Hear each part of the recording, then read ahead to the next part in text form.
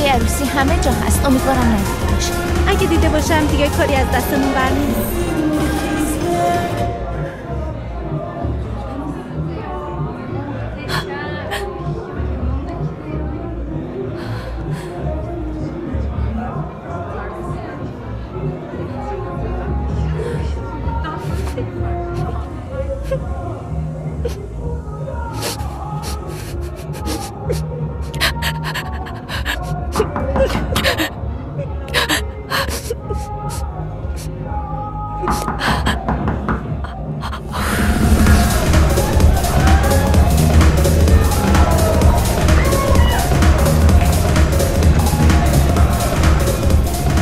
حالت خوبه؟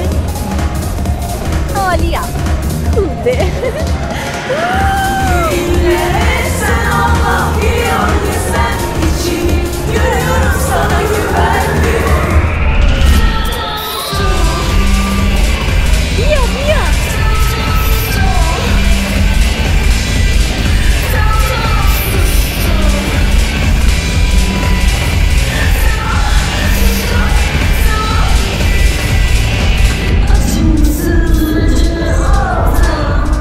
من دیگه میرم. چرا؟ داره خوش میگذره. آهنگای قدیمی دیگه حس خوبی بهم حالا بعدش هم میخوایم بریم رستوران.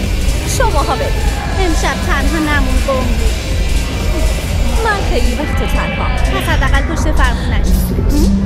هیچ اتفاقی نمیفته. خدافظ. مواظب باش. باشه.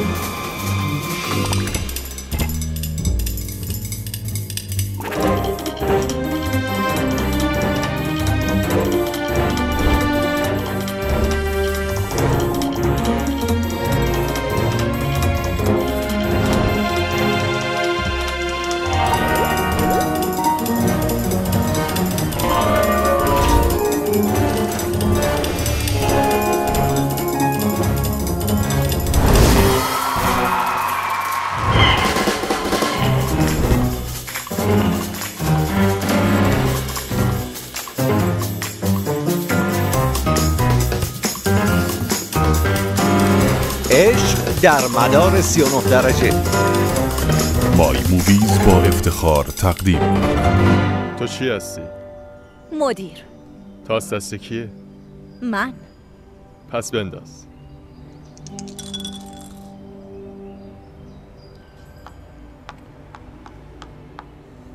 ببین چی شد؟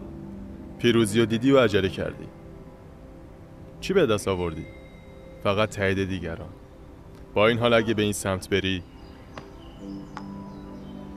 راه جدیدی برات باز میشه.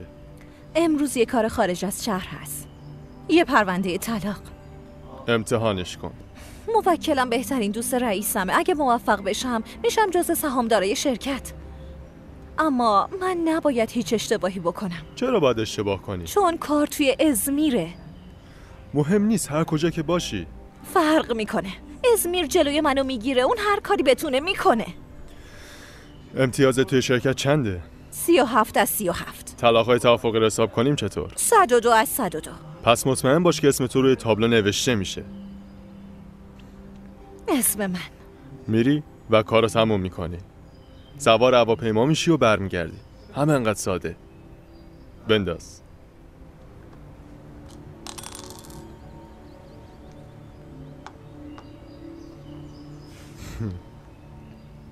همه چیز تحت کنترل توه.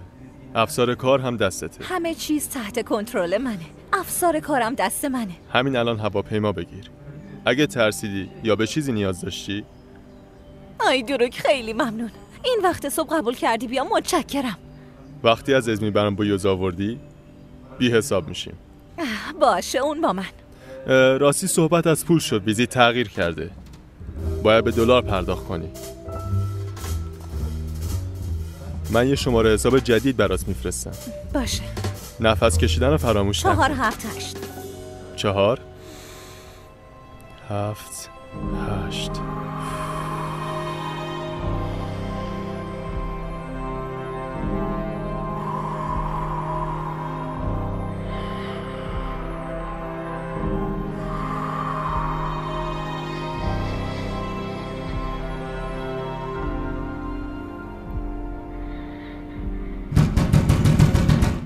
فاتح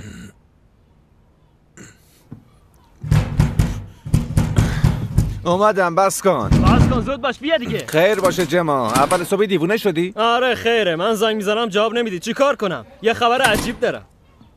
تعارف نکن بیا تو.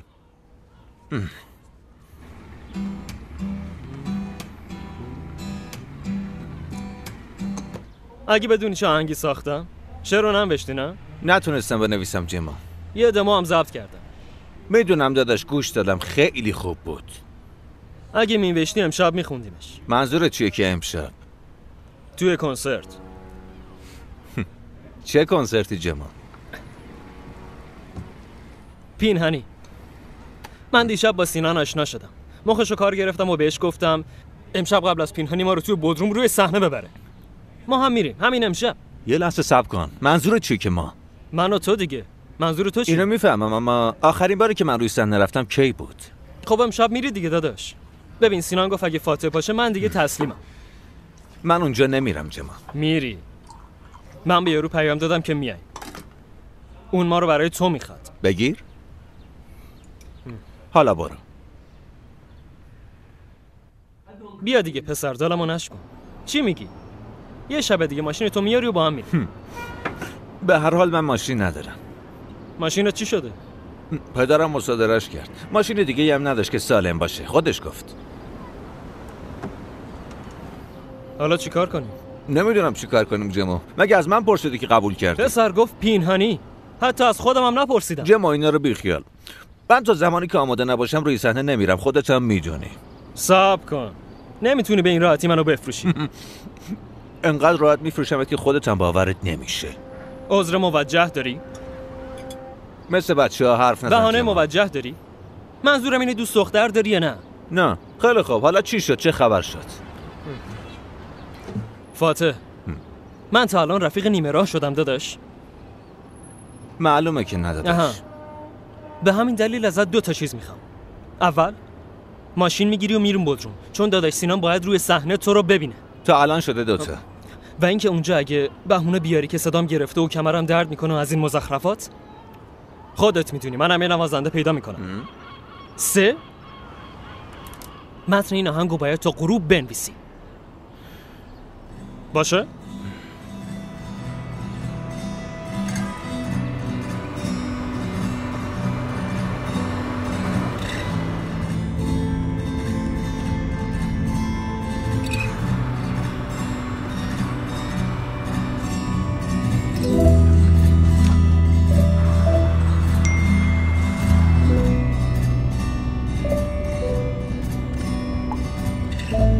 روز بزرگ. بچه‌ها شب چی می‌خواین بپوشین؟ چیزی پیدا نکردم. تو فوجام هنوز فرصت نکردم لباس انتخاب کنم. تصور کنین اینطوری بیام عروسی. همه از خودشون الان عکس بگیرن و بفرستن.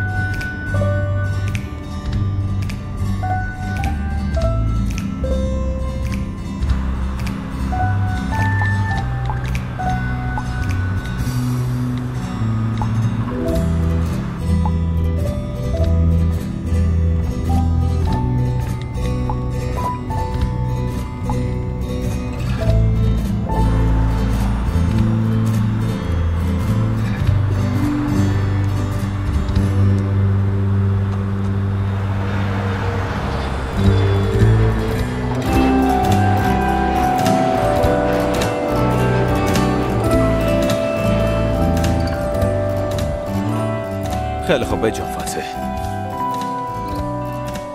چه عجب خیر باشه.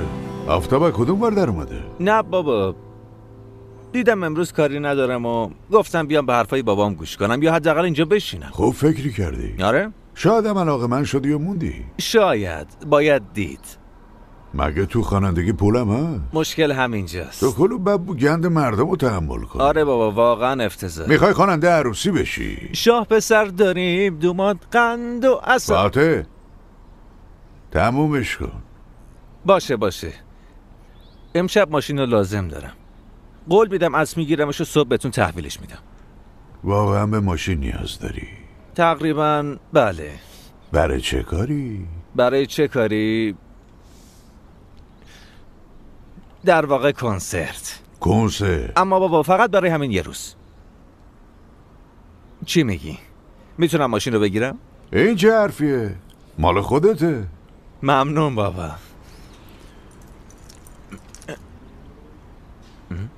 اما من یه شرط دارم. چه شرطی؟ یه مشتری یه روزه قراره استانبول بیاد. خب صبح میاد و عصری هم برمیگرده. اونو ببر بگردونش. یعنی راننده‌شم؟ چیه؟ اشکالی داره؟ نه به خاطر سختیش نیست، ولی حالا روز اولی یه وقت کار اشتباهی نکنم. خب نکن، دست خودته. مشتری در پایان روز بهت امتیاز میده. 10 امتیاز بگیر، ماشینو نگه دار. 10 امتیاز؟ بابا حالا چون تو غریبه نیستی 9 تا یا 8 هم قبوله، وگرنه ماشینو ازت میگیرم. باشه دیگه. سویچ لطفا. متشکرم.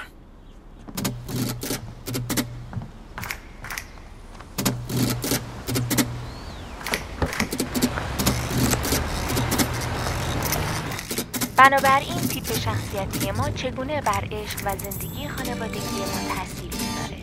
افرادی با حروف A و I در نمودارها حتی اگه به نظر برسه هم با هم کنار نمیان. از اونجایی که عناصر گم شده همدیگر رو تکمیل میکنن، میتونن یه تناسب منحصر به فرد رو نشون بدن. روابط عاشقانه ما با توجه به اهمیت اون توی بهبود کیفیت زندگی ما غیر قابل انکاره که این تطابق هم امکانی شایسته بررسی. عصر بخیر خانم ها آقایان، لطفاً صندلی های خود را به حالت اولیه برگردانید. با تشکر.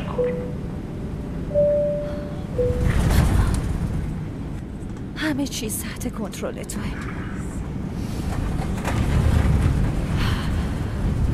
همه چیز تحت کنترل توه دختر.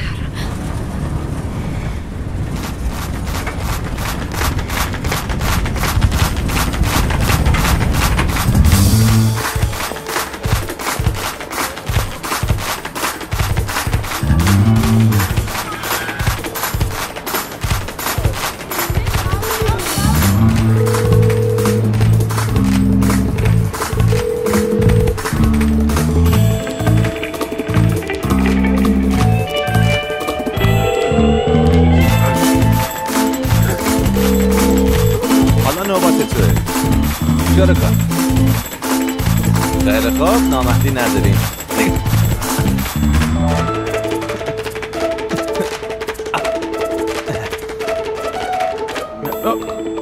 فکر کنم منتظر من بودی. آره منتظرتون بودم. خوش اومدید. ماشین کجاست؟ این طرف بفرمایید.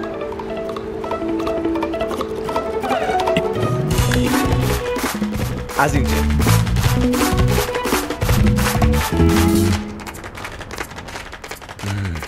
فقط اگه یکم عجله کنین خوشحال میشم. ای کاش وقتی رسیدین تماس میگرفتین. زنگ زدم، کاش نگاه میکردیم. عذر میخوام، سایلنس بود. ساعت 10:30 باید کناک باشیم، بعد زیتینالان، بعدش هم دادگاه. اگه زودتر تموم کنیم پروازو جلو میندازیم. برنامه خوبیه.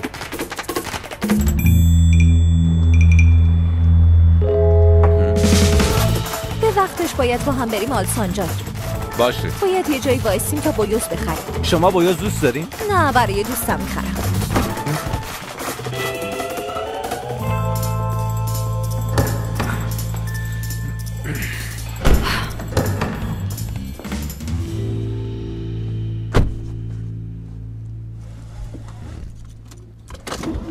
باز منو کاشتی رفتی، شعر ننوشته رفتی. خیلی ببخشید، عذر میخوام. این بلوتوث به صورت خودکار متصل میشه. تمامه، درست شد.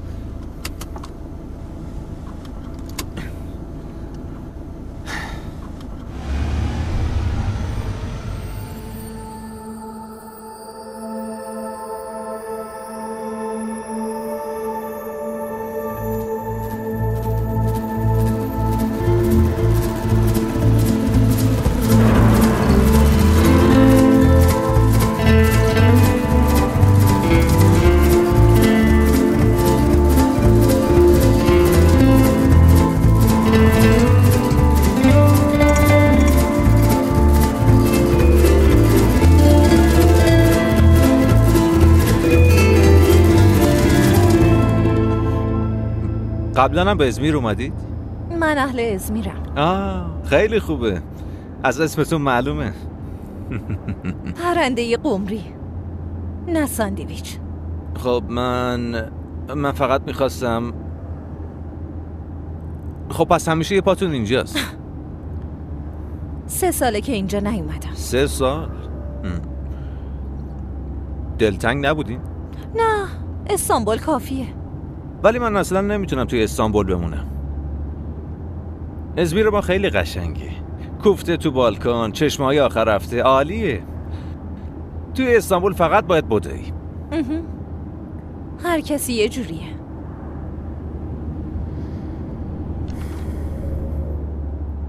راستی آخر روز یه پیام براتون میاد که باید به خدماتی که من بهتون دادم از $1 امتیاز بدین. خوشحال میشم اگه جوابشو بدین. راستی اسم من فاتحه.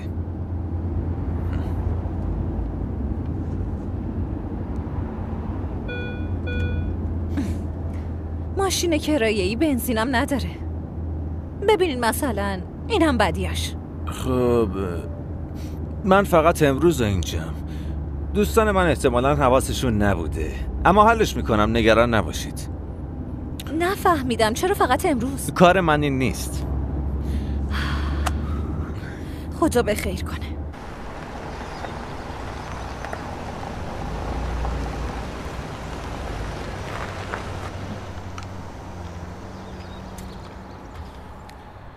خوش اومدی قربون. ممنون، لطفاً پرش کن. بادون بزن. ممنون، نوش جونت. تعارف نکن دیگه، سیرت نمیکنه که. نه، من حین انجام وظیفه‌ام. بلاک 34 یعنی چی؟ خانم میخوای اینجا زمین بخریم مگه نه؟ همچین قصدی ندارم. نه رفیق بسته، تمامش چیه مگه؟ بخرید، شما هم بخرید تا اینجا شبیه استانبول بشه. رفیق من فقط بنزین میخوام، میشه لطفاً بنزین بزنی؟ جدی میگم خیلی عجله دارم. بگیر. بده. لعنت بر شیطان. خیلی متاسفم. من که نفهمیدم.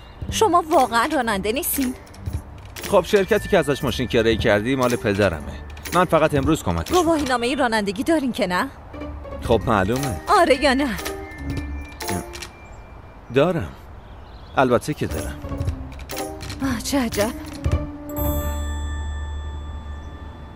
خب راستی شغلتون چیه؟ من یه نوازنده‌ام. پس یعنی این چیزی که پخش شد کار خودتون بود؟ نه، در واقع نسخه دموی دوستم بود. یکی از آهنگاتون رو بذارین تا گوش کنیم. من بیشتر زنده اجرا میکنم. کجا؟ میتونم بگم این روزا زیاد کار نمیکنم. بگی. بادوما نمیدی؟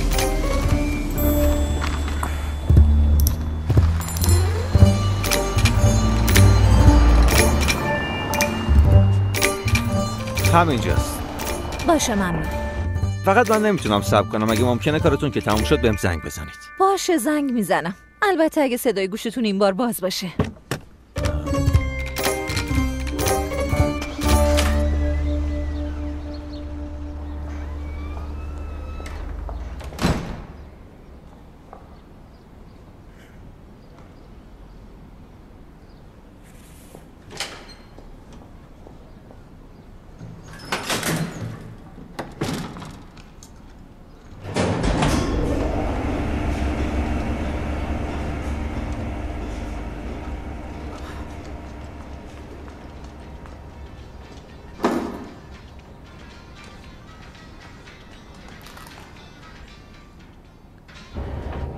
همه چیز تحت کنترل توه. افسار کارها توی دست توه. چه اتفاقی افتاد؟ ببخشید کسی اون پایین نیست؟ من توی آسانسور گیر کردم. کسی اونجاست؟ ببخشید میشه یه لحظه بیاین؟ باشه هیچی نیست.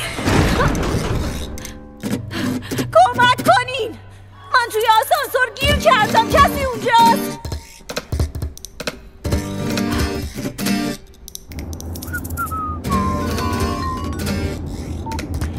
کارتون زود تموم شد. آقا فاتح ببین، من توی آسانسور گیر کردم. کسی صدامو نمیشنوه. میشه بیای کمکم کنی؟ باشه آروم باشید قمری خانم. من دارم میام. ماشین رو پارک کنم و میام. دارم میام. آروم باشید. باشه.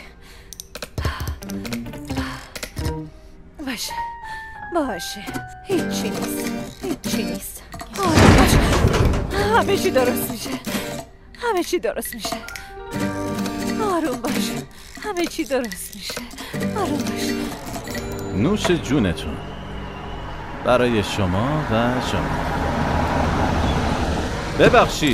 ببخشید آقا.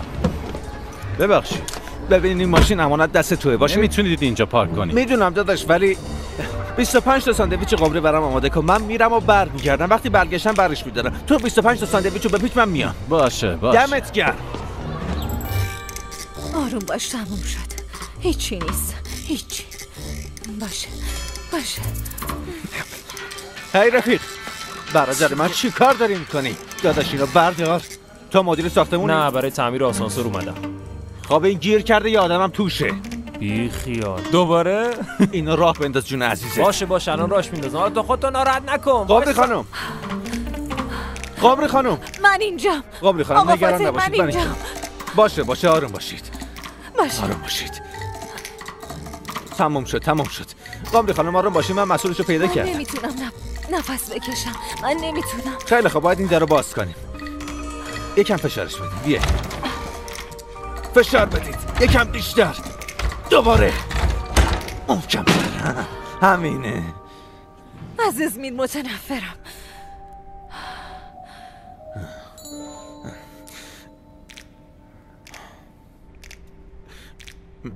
چرا از ازمیر قشنگ ما خوشت نمیاد؟ آخه چه چیزی برای دوست داشتن وجود داره؟ منو ببین. مثلا هواش مزخرفه.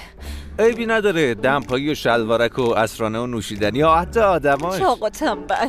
اونا راحتن و همینطور آروم. اونا بی‌مسئولیتن. نه نمیشه گفت به خاطر بی‌مسئولیتی، به خاطر راحتی خوبه دیگه. عمرو بلند میکنه. همیشه باید گوش به زنگ باشی. همیشه توی این شهر. همیشه گوش به زنگ بودن برای سلامتی مضره. خب ببین شاعر چی گفته؟ زندگی همون چیزیه که برای تو اتفاق میفته و نمیشه براش برنامه‌ریزی کرد. کدوم شاعر ازمیری اینو گفته؟ نه، اهل انگلیسه، جان لنون. و در ضمن گفته که توی استانبول دنبال زندگی میدوی، اما توی ازمیر زندگی کنار دستته. ببین اینم از جمال ثریاست. این قطعاً پشت کامیون نوشته شده بوده و تو حفظش کردی. تو هم قطعاً یه INFP هستی. ببخشید چی؟ میان جیگر. تو درست شبیه اونا رویا پردازی میکنی. مقایسه یکی از زیباترین شهرهای جهان با روستای غول‌پیکری مثل ازمیر. بفرما، راه افتاد. ببین از همین دقیقه اول چی به سرم اومد. ای لعنت به این شانس. ببخشمت ها؟ چرا وقتی وارد آسانسور شدم این اینجا نبود؟ خب ولی الان داره کار میکنه. هم میتونید استفاده کنید. میتونم استفاده کنم. ببین من ازتون شکایت میکنم. نه چی شده خانم؟ من از شما شکایت میکنم. متوجه شدی؟ داداش دمت گرم. مرسی، لطف کردی. ممنون. کوتوله خجالتم. این آسانسور دیگه از این اتفاقات میفته. طبیعیه. دمت گرم. لطف کردی. حالت خوبه؟ از اونجا خوب به نظر میرسم. اگه آروم باشی خوبه. تموم شد. آروم باشم. تموم شد. باشه. ببینم وقتی اون بالا نگران جونم بودم بهم چی میگفتی؟ داشتی در مورد زیبایی های ازمیر سخنرانی میکردی. من اون بحث عمدن شروع کردم تا حواست پرت بشه، وگرنه اگه از ازمیر خوشت نمیاد خب خوشت نیاد. به من چه؟ من که شهردار نیستم.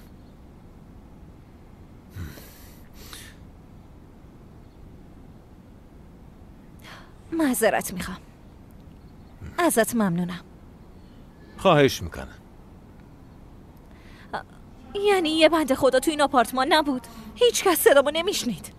خب جمعه است دیگه. همه رفتن چشمه. از قدیم همینطور بود. بله همیشه. قمری خانوم. حال خانوم خوش اومدی. حالتون چطوره؟ من خوب نیستم. حدس میزنم شوکت جا زده. اون با ارتشی از وکلا داره میاد اینجا. حالا چیکار کنیم؟ اصلا نگران نباش. ما اینجاییم تا همه چی رو درست کنیم. آقا فاتحو به شما معرفی میکنم. یکی از دوستانمون از دفتر وکلا. اوه جدی؟ خیلی خوشبختم آقا فاتح. واقعا خوشحالم که اومدین. حالتون چطوره؟ میخواید چطور باشم؟ دادگاه و قانون و کارهای اداری، کلی پرونده مختلف دارم که بریم بالا.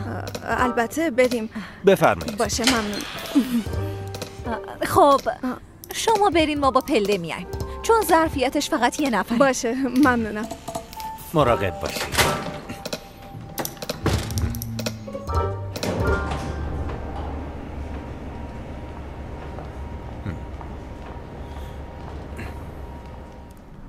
آشغال، پس نظرش عوض شد.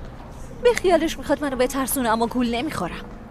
ببخشید اما داریم چی کار میکنیم؟ اگه میشه به منم بگید. طلاق حاله و شوکت رو عملی میکنیم. مهم نیست، ما باید تا اصل طرف رو متقاعد کنیم تا پرونده رو امضا کنه. منظورت چیه که متقاعدش کنیم؟ من توی موضوع سر پیازم یا تهش؟ خیلی ساده است. دور منو شلوغ میکنی و در پایان روز 10 نمره میگیری. فهمیدی؟ فهمیدم. بله، ما مدت زیادیه که همدیگر رو میبینیم. فکر کنم بالاخره به پرونده‌ای رسیدیم که هر دو طرف روی اون توافق کردن. عافیت باشه. ممنونم. عافیت باشه. خیلی ممنون. میشه کولر رو خاموش کنید؟ خانم آلرژی داره. الان 40 بار عطسه. نه من خوبم. خیلی ممنون. آلرژی داری دیگه، چرا اصرار؟ خوبم. باشه. خب این همون چیزیه که در مورد اون صحبت کردیم. پرونده املاک. ببخشید یه لحظه حرفتون رو قطع میکنم. این چیه؟ این پروتکل پیشنهادی جدید ماست.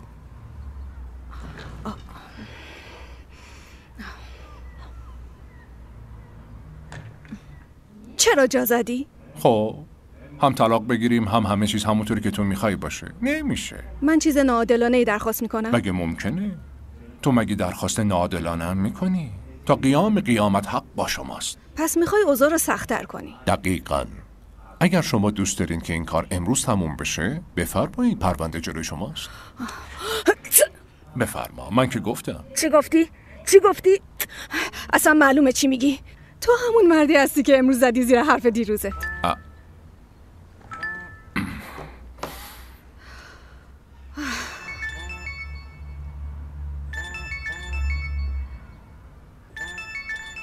چی شد؟ پیام کافی نبود، حالا داره زنگ میزنه؟ آره؟ باشه. من آدم بی‌ارزشیم. بذار برم. گورمو گم کنم. تو هم میتونی بهتر از من پیدا کنی. اگه قبلا پیدا نکرده باشی. حرف دهنتو بفهم. دیگه با اجازتون. چرا همیشه گوشیشو برعکس میذاره؟ دیدم. ببینم همه مردا اینطورین؟ از کجا بدونه؟ ببخشید؟ یعنی فکر میکنم باید از نظر حقوقی به این داستان رسیدگی کنیم. من از نظر انسانی پرسیدم. بله من از نظر انسانی هم جواب میدم قمری خانم. یعنی بیرون آوردن قانون از این راهروهای سرد دادگاه درست وسط زندگی زوجین به نظرم. کولر لطفاً یکم استراحت کنیم. من الان میام.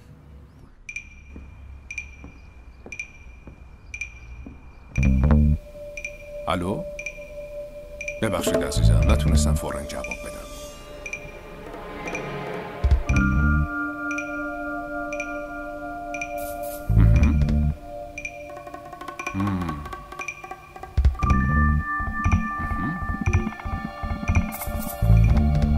عالیه. فوق‌العاده است. صبر کن. دارم گوش میدم. باشه. حال خانم میل دارید؟ خیلی ممنون، متشکرم. خواهش میکنم.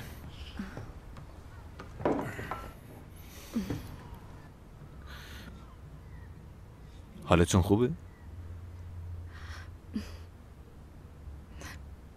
همه میگن روابط وقتی تموم میشه که عشق تموم میشه، ولی اینطور نیست. زمانی تموم میشه که نتونین صحبت کنین.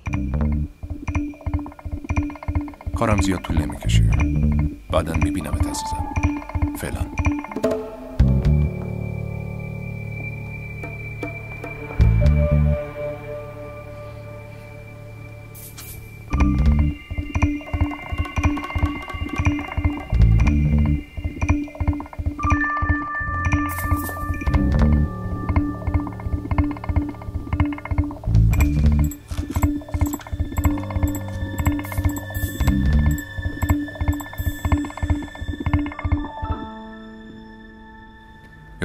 بسیار خوب. میتونیم ادامه بدیم.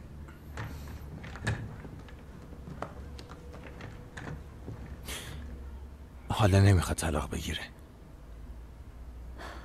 بیش از حد درگیر بازی شدی. زنه خیلی ناراحته. معمولا روز دادرسی همین اتفاق میافته. این کاملا طبیعیه. خیلی خوب. آماده اید؟ اگه شما از توافق عقب نشینی کردین ما آماده رقابتیم. خوبه. پس می جنگیم. خب ما دیگه باید بریم. راستی حاله امشب تو عروسی می بینمت. خجالت نمیکشی این حرفو میزنی؟ ببخشید عروسی ملتم رفتنم اجازه شما رو میخواد؟ ملتم کیه؟ ملتم منظورش دختر دوست منه. ما اموالمون رو تقسیم میکنیم حالا خانوم، نه دوستامونو. روز خوبی داشته باشیم. حاله خانوم، میتونم از شما یه خواهشی داشته باشم؟ میتونین پلاک شوکت رو یادداشت کنین؟ برای چی میخوای؟ یه چیزایی وجود داره که باید بررسیشون کنم. نگران نباشین. وقتی امروز یادش اومد که این پرونده رو امضا نکرده خیلی پشیمون میشه. اون با یه زن قرار داره. از کجا میدونی؟ من در مورد همچین چیزایی اشتباه نمی کنم. یه عددی هم روی کاغذ نوشت. چه عددی؟ هنوز خودم هم نمیدونم. اگه بگیرمش و ازش عکس بگیرم دیگه کارش تمومه. ماشین کجاست؟ تو قمری فروشی.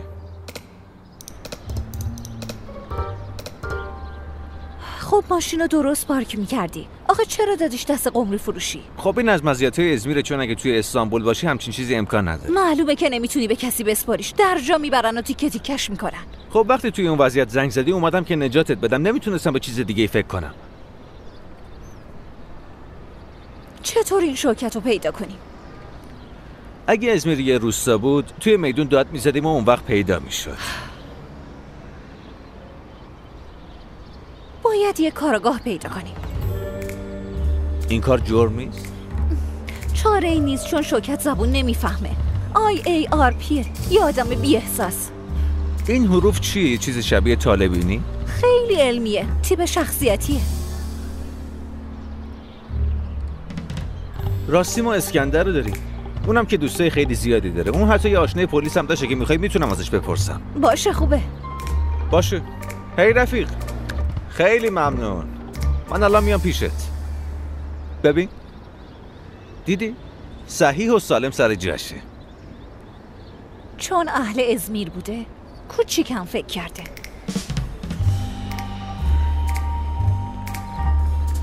دمت گرم.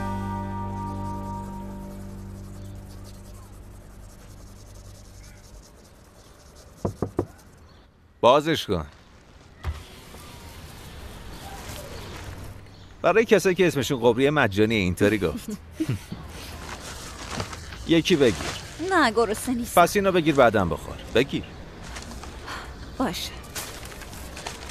بچه کی قمری میخواد؟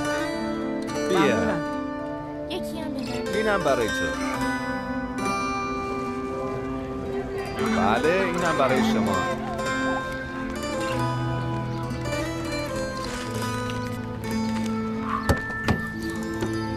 خیلی خوب تمام شد. قمری از فروشنده بابت تشکر بگیری و بعدش بین بچه‌ها تقسیمش کنی. یعنی میخوام بگم ازمیر همچین تعادل کیهانی عجیبی توی خودش داره. درسته همتون فرشته این فرشته. چرا اینو گفتی؟ تو آسانسور گیری کرده بودی و نجاتت دادم. گفتی کاراگاه، اونم پیدا کردم. جدی میگی؟ بله. برادر شوهر اسکندر افسر پلیسه. پلاکو بهش دادم و گفت بیا حرف بزنیم. مگه برادر شوهر؟ نه منظورم داداشش بود. گفت مشکلتون رو بفهمم بهتر میتونم کمکتون کنم. فعلا کارمون پیششگیر رو باید بریم باش حرف بزنیم. خیلی خوب بریم. اون کجاست؟ نزدیکه. پس بریم دیگه.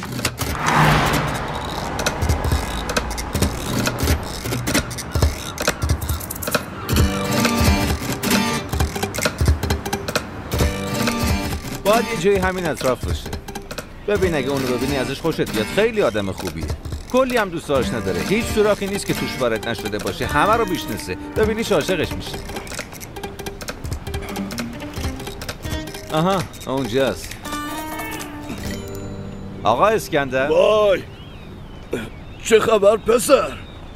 خوبم اما دستت چی شده؟ چیزی نیست. با یکی از اختاپوسا یک کم درگیر شدیم. معلوم شد خیلی جون سخته. بفرمایید داخل. ساعت 4:30 دادگاه داریم، همینجوریش هم زمان کم میاریم. آقا اسکندر ناراحت میشه اگه نریم تو. چرا وایسادین؟ زود باشین بیاین داخل. ولی واقعا این یه ازمیری واقعیه. آقا اسکندر اون شماره تلفن و پلاک و فرستادمشون. بفرمایید داخل. ببین حواسش هست، بیا 2 دقیقه بریم پیشش بشینیم و بعدش میریم. نه فاتح. دلم برات تنگ شده بود پسر.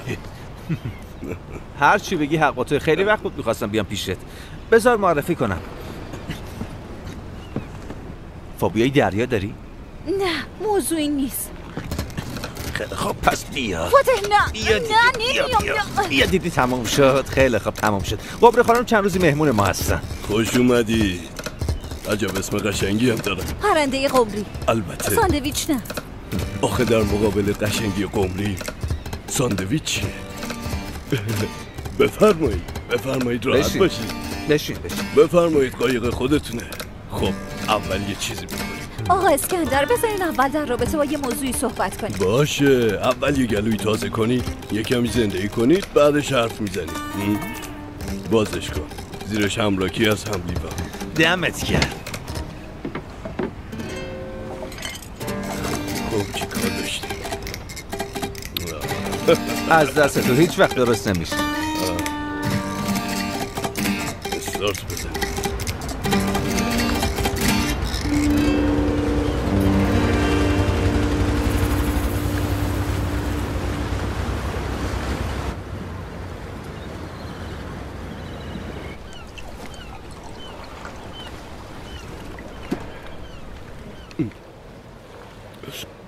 ای بابا حداقل اینو با دارو نمیخورده، شاید بد باشه. بگیر دیگه. نگه حالی میده. بگیر. صافی خیلی خوب نگهش دار. بیا نوش جونت. تو گفتی که به اون 10 نمره نیاز داری آره؟ بخور ادامه بده. نوش جونت.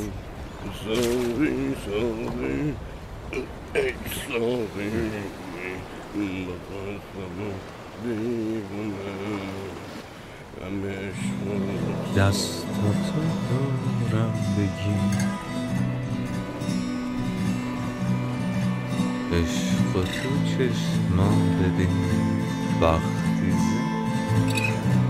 وقتی زنده میشم که فاتح فکر نمی کنی یکم زیادی داره میره جلو؟ خیلی دور شدیم. آره. به چند تا ماهی قرمز خوشگل. آقا اسکندر گفتیم ما دنبال شماره پلاک هستیم، گفتین خبر میرسه، ولی آخه کی میرسه؟ ما خیر سرمون عجله داریم. صبر کن. باشه کسی گوشیمو ندیده؟ حالا نگاه کن. بله جواب دست من جوونا. خبری که منتظرش بودید رسید. شوکت. خب گنگورن. بله. خب اون صاحب پلاکی دیگه.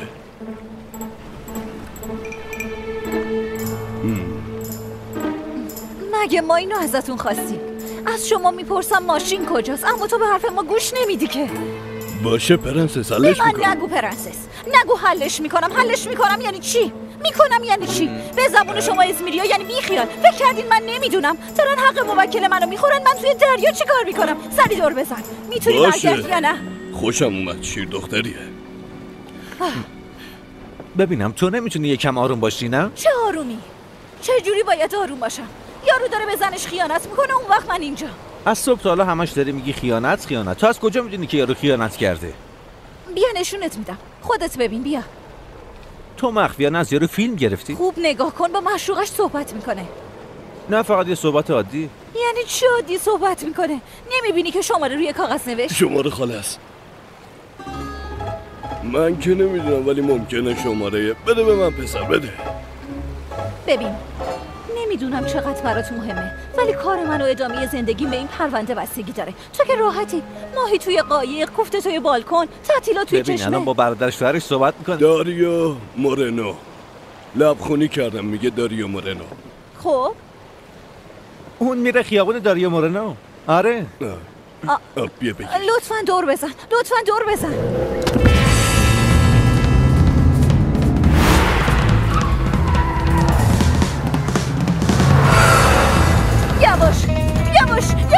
باشه اینقدر هم یواش نتونتر برو وگرنه اساسش میدیم گاز بده. برو من نمیفهمم چی کار کنم. بیا تو رانندگی کن. من نمیتونم. پس اگه نمیتونی حرف نزن. میدونم. شماره خاله رو بهم بدین، برای مصرف شخصی میخواد. چی گفت؟ راکی با داره همین میشه دیگه. خودش هم نمیدونه چی میگه، بیخیالش. چرا اینجوری میکنی؟ 4 7 8 نفس میکشم. قبل قرمز شدم رد شد. باشه یواش. آروم. حواست به این باشه وقت سرش به در دیوار نخوره. چی کار میکنی؟ قمری دارم چی کار میکنم؟ من اینجا چی کار میکنم؟ اگه پلیس اومدن بگین من حاملم.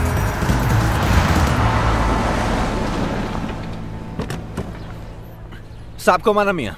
ماشین چی؟ داداش اسکندر. داداش اگه پلیس اومدن بگو دوستام 2 دقیقه دیگه میان. باشه؟ هیچ کس دوست آدم نمیشه. هیچ کس داداش. جمع زنگ میزنم دستم بنده. ماشین جور شو؟ یه جوری جورش میکنم. اگه بتونیم بریم روی صحنه وای داداش تصور کن. نمیشنم بهت زنگ میزنم. ببخشید. عذر میخوام.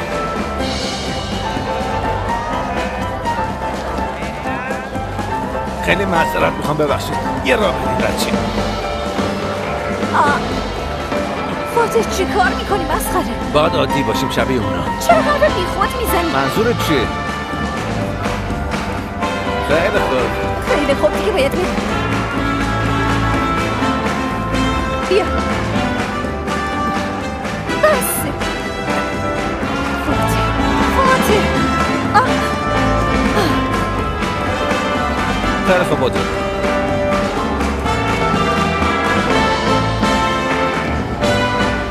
فاتح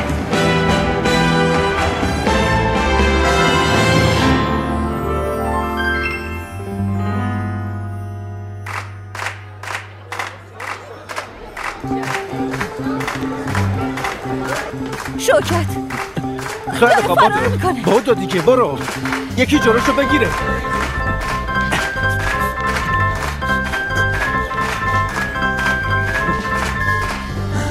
بیا بریم. نه بمیرم هم سوار آسانسور نمیشم. پس بفرمایید چی کار کنیم؟ معلومه میریم بالا. بیا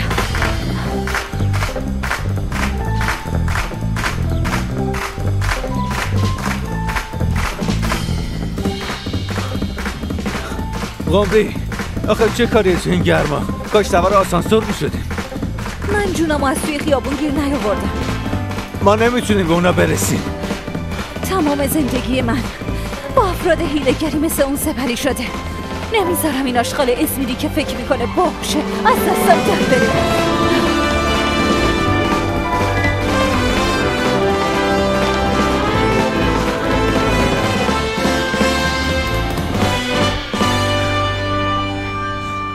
نیستن.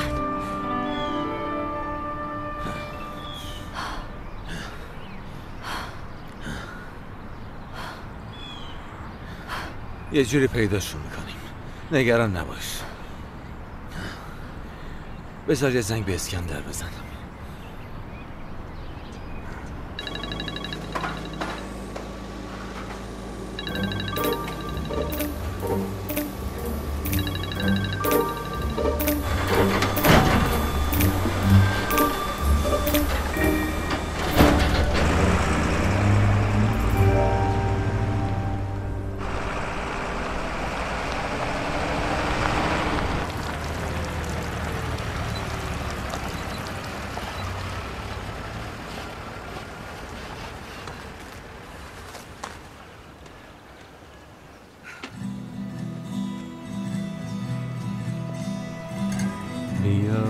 از اینجا بریم یه جای خوب رو زمین، جایی که از هم جدا نمیشیم، جایی که از هم جدا نمیشیم، مثل شاخ قمری، مثل شاخ ببینم شعر می‌نویسی؟ نه، من فقط یه چیزایی رو خط خطی میکنم.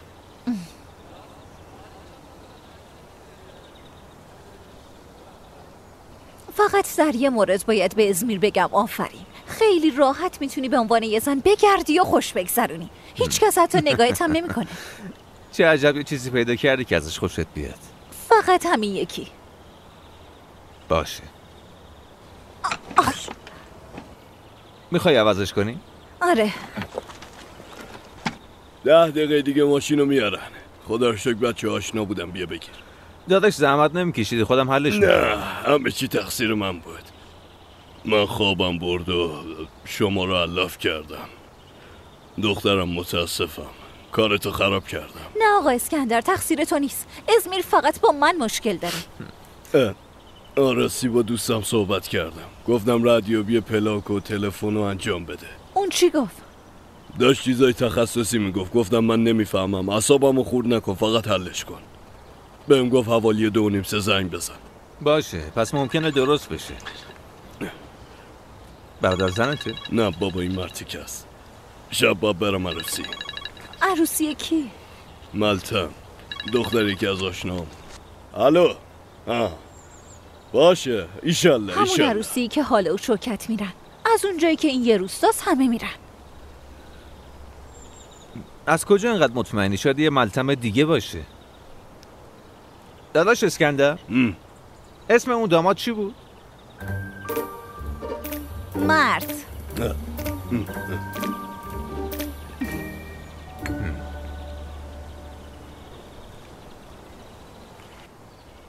بله، تا خبر برسه به مامانم خبر میدم. بعد از اومدن خبر شوکت از اونجا به دادگاه و از دادگاه به فرودگاه میرم. اینم از این. خب اینم برنامه جدید ماست. تو چی بودی؟ مدیر بودی درسته؟ RAD. RAD. به نظرت من چیم؟ نمیدونم.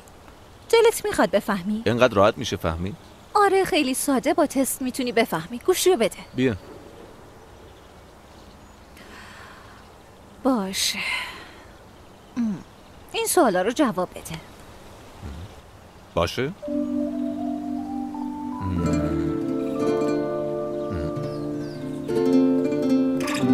تست روانشناسی.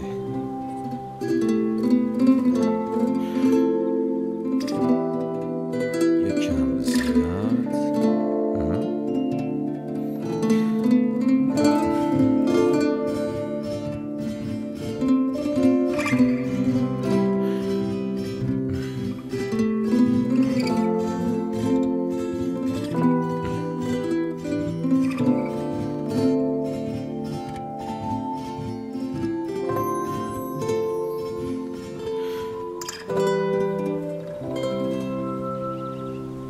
خب محافظ. ILFT. درسته. چرا اینطوری کردی؟ این چیز بدیه؟ نه اصلا بد نیست، ولی اینجور آدم ها فقط به خودشون ضربه میزنن. 1% جمعیت جهان رو تشکیل میدن، اما اثر خودشون رو باقی میزنن. اگه از پوسته خود بیرون بیان. احساسی و با اصول هست. بهتره بگیم وسواسی. پرشور، همینطور خلاق. از ترس آبروریزی خلاقیت اونا به هدر میره، چون نمیتونن روی صحنه برن. چی شد؟ شبیه تعبیر فال بود. مال تو چی بود؟ بیا یه نگاهی بهش بندازیم. RAD. الان بهت میگم. منضبط، قابل اعتماد، وفادار، مصمم، صادق و راستگو. سختگیر، سرسخت و همینطور لجباز. بی خودی وکیل نشدی. تو چطور؟ تو چی هستی؟ اجاره ماشین یا نوازنده؟ تو کدومی؟ مشکل اصلی با پدرمه. اون همیشه بالای سرمه. حتما میگه وقتی شرکت داری خواننده بودن چیه، نه؟ دقیقا همینطوره. تسلیم شدم، اما فکر کنم میخوام ادامه بدم. خوبه، ولی اینا مشکلاتی هن که من به اونا قبطه میخورم. من پدرم رو از دست دادم. خیلی متاسفم. متشکرم. 15 سال گذشت، اما آدم دلتنگ میشه. کاش اینجا بود و با هم صحبت میکرد.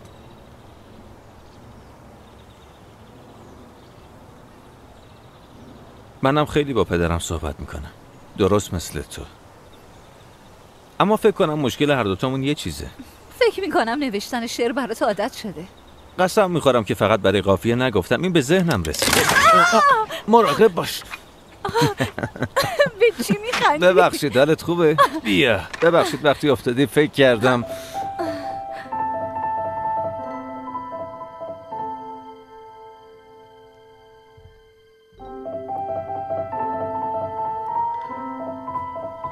دوستان ماشین آماده است.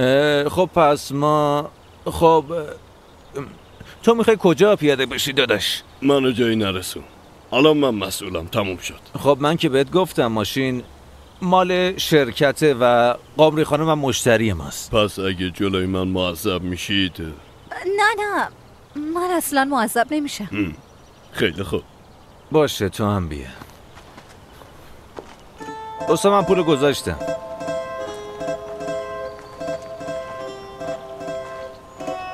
تو میخواستی بویوز بخری؟ حالا مهم نیست. این کارو میکنیم. اسکندر توی ماشین میمونه و بعدش ما 2 دقیقه میریم و برمیگردیم. نظرت چیه؟ به ساعت نگاه نکن. ولش کن. 15 دقیقه ناحیه سفید برنامه تو در اختیار من بذار. ببینیم چی میشه. قبوله.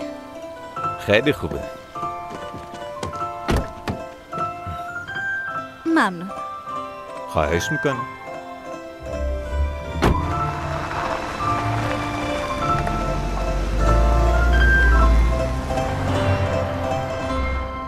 این بویوزا مال کیه؟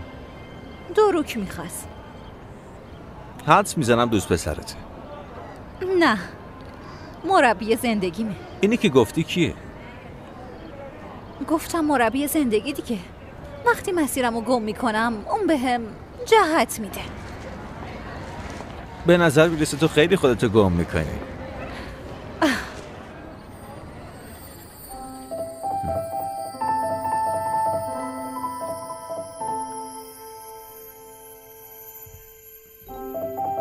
حالت خوبه؟ مای موویز. خوبم. قمری؟ دختر اینجا چی کار میکنی؟ گلجم سپرایز. وای دختر تو دیوونه ای. گفتم این از کجا پیدا شد؟ دنیاست دیگه. تو استانبول پرونده داشتی یا قرار بود از بیای عروسی درسته؟ درسته. عوضی. منم با برجو داخل نشستم. اول دیدم که قمری داره رد میشه ولی گفتم غیر ممکنه. خب دیگه تصادف همینه. آره اینطوری مچتو میگیرن. این آقای خوشتیپ کیه؟ به من معرفیشون نمیکنی؟ من فاطمه، از دیدنتون خوشحالم. خوشبختم گلجم. شما هم برای عروسی اومدی؟ نه در واقع من برای پرونده اینجا. چه پرونده‌ای؟ خب دفتر ما اینجا کار داشت. فکر می‌کردم تا اینجا مونم حلش کنم. به لطف فاتح اون به من کمک میکنه. ما کم کم داشتیم میرفتیم. پس یعنی شما برنامه‌ای نداشتین؟ نه. خب دختر اگه آزادی چرا زنگ نمیزنی؟ من نمیدونم چرا همه چی یهویی اتفاق افتاد. باشه یه لحظه صبر کن، من اونا رو دک کنم الان. نه تو هیچ کاری نکن. ببین از صبح دارم صحبتای برج از دوست پسرشو گوش میدم دیگه، طاقت ندارم. نه گلجم جان، تو برنامه خودتو به هم نریز لطفا. بعد عمری تو رو پیدا کردم. یه لحظه صبر کن من برمیگردم. دیگه همه چی تموم شد. منظورت چیه؟ این همون عروسیه که حاله و شوکت میخوان برن، همونطور آقا اسکندر. عروسی ملتم و مرد؟ این ملتم دوست منه. پس اون دوست تو هم هست؟ دوست مشترکم با گلجم. من گفتم استانبول کار میکنم و نمیتونم بیام عروسی. این حروفای شخصیتی تو چه ویژگی داشت؟ مصمم، صادق، قابل اعتماد. غیر ممکنه، من نمیتونم از این وضعیت خارج شم. امشب حتما باید برم عروسی. اون وقت کار ساعت 6:30 تموم نمیشه. پس باید این کارو بکنیم. باید گلجمو دست به سر کنیم. بریم لباس بخریم، از اونجا بریم پیش مامانم، از اونجا به دادسرا، بعد از اونم عروسی که شبه. استانبول با آخرین پرواز شب. بله این نقشه جدید ماست. اگه اینجا بمونی چی؟ ها؟ فکر با صدای بلند. اومدم. گلجم جون تو هم اذیت کردم، از همه چی افتادی، اما برنامه ما یه کمی عوض شده. یکی از آشناهای فاتح با ما یه کاری داره، بعدش هم میخوان منو ببرن پیش مادرم. شب تو عروسی میبینمت. چرا؟ منم میام. دلم برای خاله گنال خیلی تنگ شده. منم اونو میبینم. ولی خب اگه میخواین با هم تنها باشین، خب اون موقع من خب نه خب پس راه بیافتیم. بریم. از این طرف. باشه تو هم بیا. باید یه تماس بگیرم. جلوی ماشین میبینمتون. دخترین از کجا پیدا کردی؟ خیلی خوش تیپه. دوستمه. انرژی زیادی داره. ببین حداقل جدی میگم. گلجم مسخره بازی در نیار. اگه نمیخوایش من خودم میرم باهاش قاطی میشم. چی شد دختر؟ ماتت برد؟ باشه شوخی کردم، بهش دست نمیزنم. جمو اگه خدا رو دوست داری یه لحظه صبر کن و به من گوش کن. ببین من میام باشه، با داداش سینانم ملاقات میکنم. من الان میرم کار ماشین رو انجام میدم. فقط یه ساعت به من زنگ نزن باشه، یه ساعت راحتم بذار. من دیگه میرم. چی شد؟ داداش تابلو نکن، من یه کار فوری باید دارم. چی؟ دوستت هنوز مینیبوس داره؟ جلو خونه بازنشسته همینطور خوابیده. باشه علی، امشب یه عروسی هست. خب قمری هم داره میره اونجا. تو میتونی قمری رو با ماشین من ببری عروسی و منم مینیبوس دوستتو بگیرم و برم بودروم باشه؟ تو راه که با اون لگم میمونی. بهت میگم داداش. گلجم سلام. دوست قمری. چطوره؟ داداش اسکندر. خوشبختم. منم همینطور. بریم سوار شیم؟ حتما. بریم دیگه. ممنون.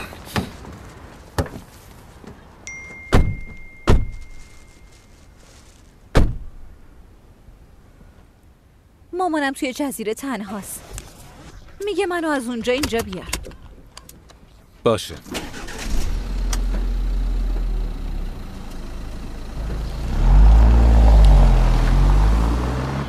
کلوب یلدیز تیلبه توی ازمیر یه جای همین جا هست.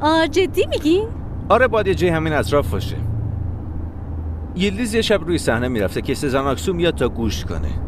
اما برنامه یلدیز تموم شده. بعدش اون میشینه و فکر میکنه که چی کار کنه، تا اینکه سزن از دور میبینه که داره میره توالت. اونم راه میفته و میره دنبالش. میگه من همیشه منتظرت بودم تا یه بار صدای منو گوش کنی.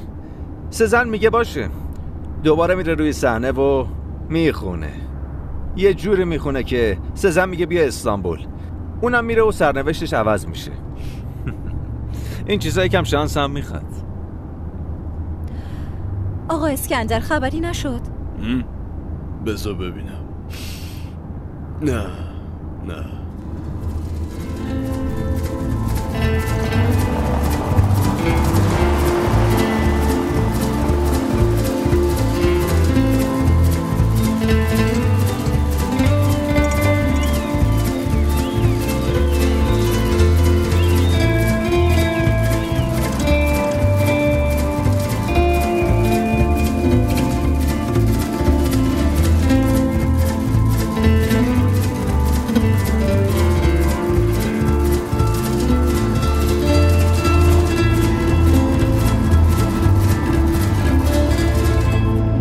مامانم اونجاست.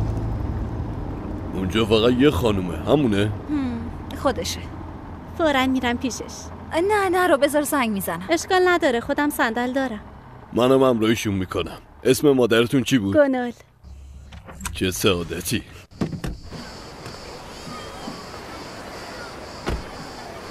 خاله گنول. عزیزم گلجم، من دخترتو توی آسانجاک دیدم و سپرایزشو خراب کردم.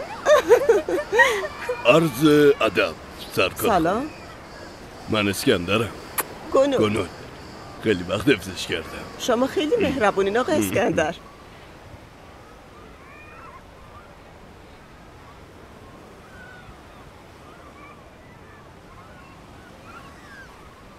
مشکلی پیش اومده؟ فکر کنم پیش اومده. پدرم اینجا فوت کرد. وقتی کوچیک بودم می اومدیم اینجا. پدرم کارمند دولت بود. مادر منم اهل اینجاست. اون یهو گفت باید بریم ازمیر. پدرم هم به حرفش گوش داد و رفت دنبال انتقالیش. به نتیجه هم رسید. از روزی که رسیدیم یه سریا با پدرم مشکل داشتن. 2 نفر از فرشته های زیبای ازمیر اونا تهمت زدن و گفتم پدرم اختلاس کرده. پدرم توی این پرونده پیروز شد. اون برنده شد، اما دیگه هرگز اون مرد قبلی نشد. و بعد از اونم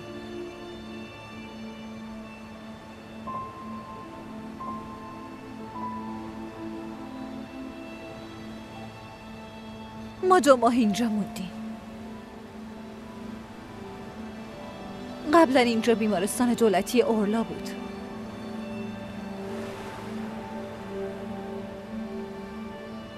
هیچ وقت فراموش نمی‌کنم. یه روز از اون پله‌ها بالا می‌رفتیم، اما پدرم خیلی ضعیف شده بود. خمیده شده بود. دیگه همه چی معلوم بود. دستشو گرفتم. خیلی گرم بود. به بالا نگاه کردم و بعدش اون لبخند زد. لبخند قشنگی. گفت قمری شبیه منی ولی مثل من نباش. باشه. زندگی پر از امواج طوفانه، اما فقط به جلو نگاه کن. گفت که از هیچ چی نترس.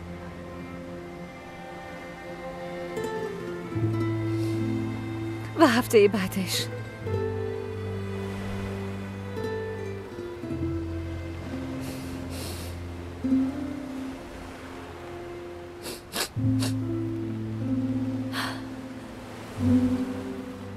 پدرم همینجا فوت کرد.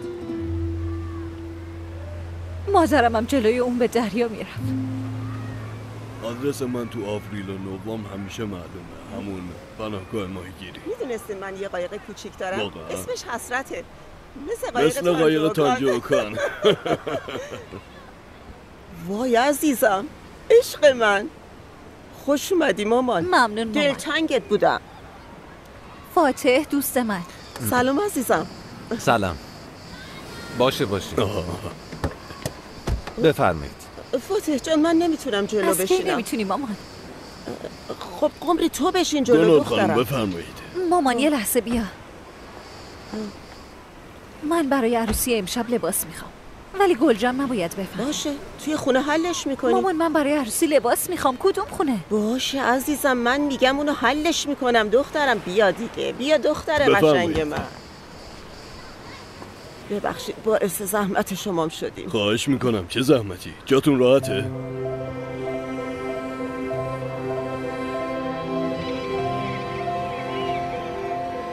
شما چی کار میکنین آقا اسکندر؟ بازنشسته از صنعت خودرو، اما قلباً یه ملوانم. آی چه قشنگ. شما چی؟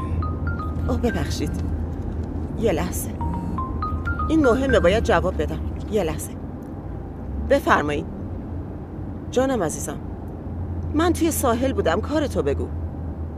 البته که میام. دوبله اختصاصی به سفارش وبسایت ترک دی ال. حالا بعد از چراغ بپیچ به چپ پسرم. مامان من دیرم میشه.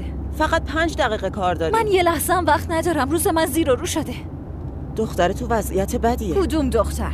یه دختر جوون مشتری منه، یعنی اگه فوری نبود زنگ نمیزد. چه کاریه که انقدر فوریه؟ عزیزم من از کجا باید بدونم؟ گفت حتما امروز باید بهش سر بزنم. گفت لازمه داروی مناسبمو تجویز کنی. شغل شما دقیقاً چیه؟ دکترین؟ لباسیر. چه فوریت عجیبی. بس با این مشکلات سر و کله زدم که شدم آبجی گنول محله. زنگ میزنن، میپرسن، مشورت میکنن، لطف دارن دیگه. رسما شدین ناخدای محله. اینو نگو. ببینی دختره مثلا تازه ازدواج کرده، به من چه، ولی با شوهرش خیلی اختلاف داشتن. مامان مرده به دختره میگفت مثل دوستای دوره سربازیم با هم رفتار میکنی. مامان اونم که نمیتونست به کسی بگه، البته به جز من که با تجربه‌ام و بی‌نهایت کاردون. مامان چرا داد میزنی قمری؟ الان نوبت مشتری و مغازه است. بعد بلند شدی رفتی دریا، اونم کجا؟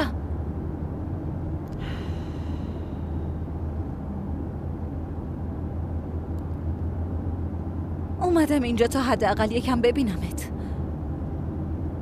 2 دقیقه نبین قمری، با مادرت توی خونه بمون. خب تو که نمیتونی بیای، ولی تمام راهو تا ساحل اومدی. بهتر بود بیای مادرتو ببینی. وای بذار منم زنگ بزنم تا با مامانم دعوا کنیم، دلم خواست.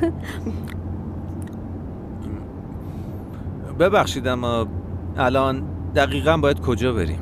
مستقیم برو پسرم، برو خونه. دختر منتظر بود که من یه جور دیگه حلش میکنم دخترم.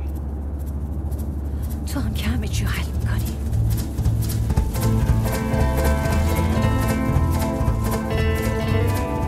یا برو تو. چقدر گرمه، از تشنگی مردم. توی یخچال لیموناد و ریحون هست. گرسنه یا آقا اسکندر؟ خیلی گرسنه. خب توی یخچال غذا دارم.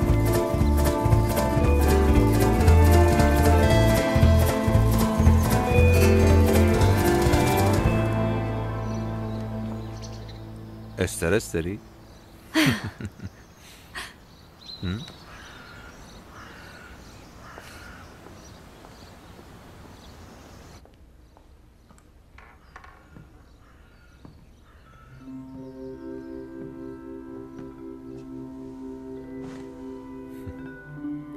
بیا تو دیگه.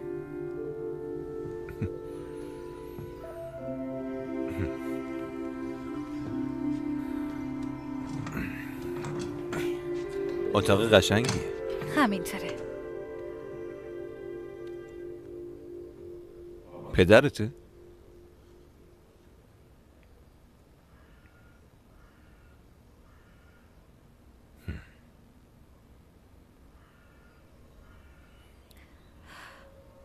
من یکم با مامانم بد حرف زدم نه؟ یک کمی. من میگم دعوا نمی کنم اما به محض رسیدن پدر و مادرها اینطوری هن دیگه. با غریبه ها مثل عسلن ولی با ما مثل بادوم تلخ. مامان منم همینطوره. شخصیت ELFP داره. اونا چیه؟ منظورم اونا.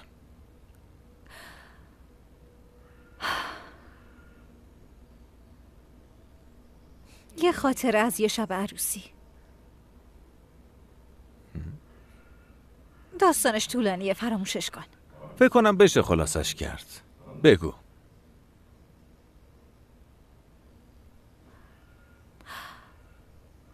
یه دوست پسر داشتم. خیلی عاشقش بودم. بعد یهو منو ترک کرد. بعدشم اون تابستون و بعدشم که ازدواج کرد. درست مثل آهنگ هانده یه نر.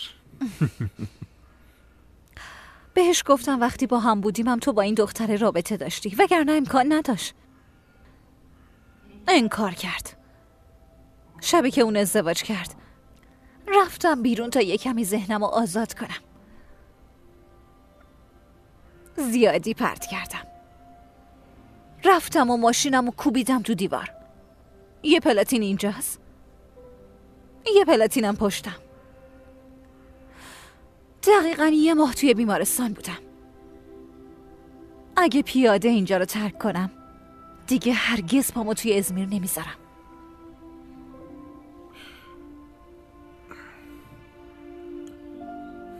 اما تو اینجایی. آره خب. به هر حال اون دوستمون اونر، اون امروز عصر با همسرش به عروسی میاد. برای همین نخواستی بری عروسی؟ برای همین نمیتونم رانندگی کنم. چرا اونو هنوز اینجا؟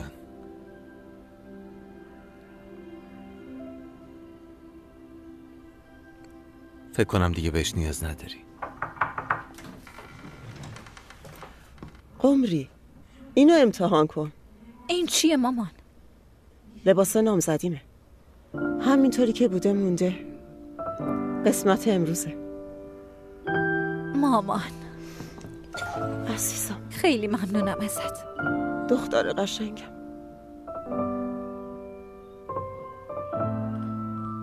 بپوش بیا. باشه.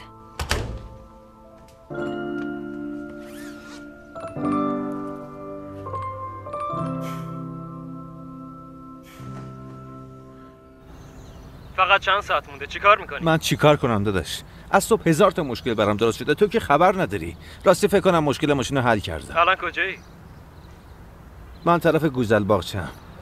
تو نوازنده پیدا کردی؟ آقا تکلیف رو روشن کن، امشب میای یا نمیای؟ واضح به من بگو. فاتح یه بار تو عمرت به حرف دلت گوش کن. یه بار جسارت به خرج بده. من کلی به داداش سینان قول دادم پسر.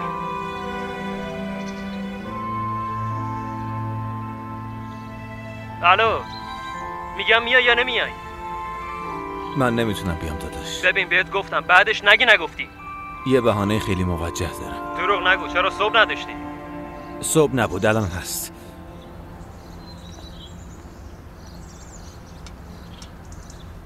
چطوره؟ خوبه؟ آه قمری، خیلی خوشگل شدی. دختر قشنگم. خوشگل نشد آقا اسکندر؟ دخترمون قشنگیش به شما رفته. مامان جون خیلی ممنونم، واقعا ازت ممنونم عزیزم. کیه؟ مهم نیست، به دختره گفتم که بعداً کارشو انجام میدم. مامان جوابشو بده. جواب بده. خب معلومه که دختره بهت نیاز داره. بفرمایید عزیزم. ببخشید من شروع کردم. نوش جان.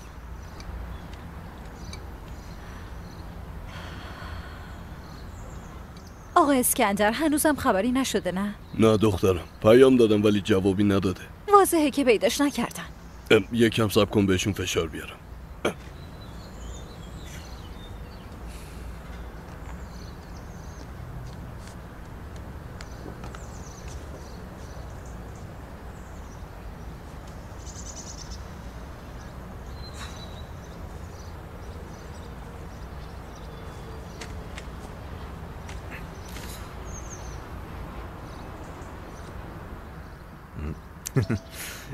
خیلی خوشگل شدی. متشکرم. اگرچه قبلش هم بودی ولی حالا زیباتر شدی.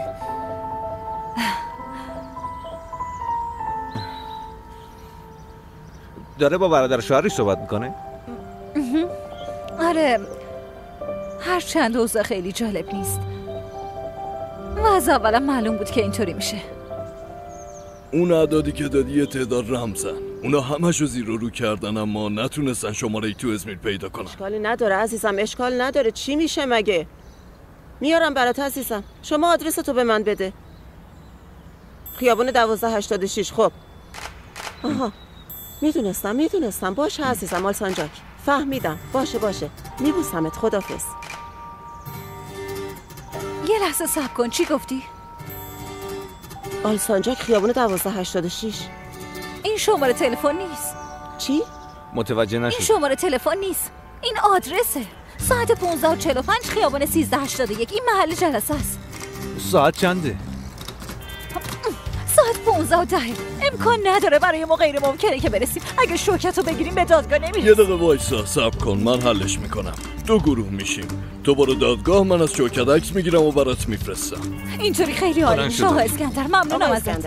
لطفاً اجازه بدین منم با شما بیام. چه خبر شده؟ راجع به پرونده یه اتفاق مهم افتاده. ما باید بریم دادگستری. امشب توی عروسی میبینمت. نه صبر کن، خوش میگذره. منم میام. فقط تو رو کم داشتیم. بیا. گل جام زود باش، عجله کن. باشه ماما یه تاکسی هم خبر کنیم. قبلا زنگ زدم ولی شما که اونو نمیشناسی. ویدیوشو داری؟ برام بفرست. درسته باشه. قمری مراقب خودتون باشید. باشه گاز بده. برو. قمری نمیرن. خب داریم میریم دیگه. آخه خیلی آرومم. خب اس میره دیگه.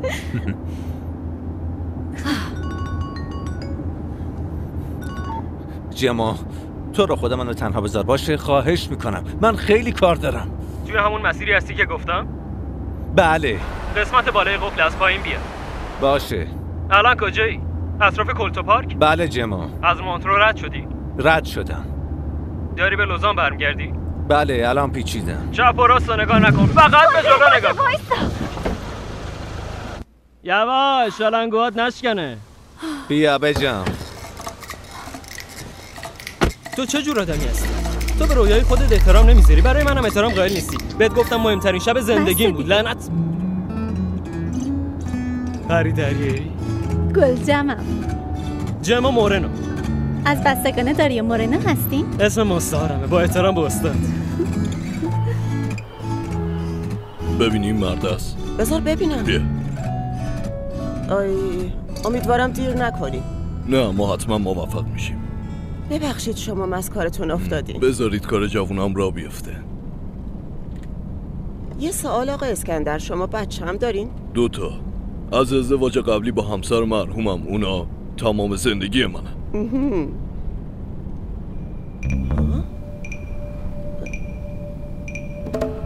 اوه شوکت اونجاست. خود بی اسکندر بگو نامردشه. وایسا. وایسا همینجا. بجام من رفتم. صبر کن.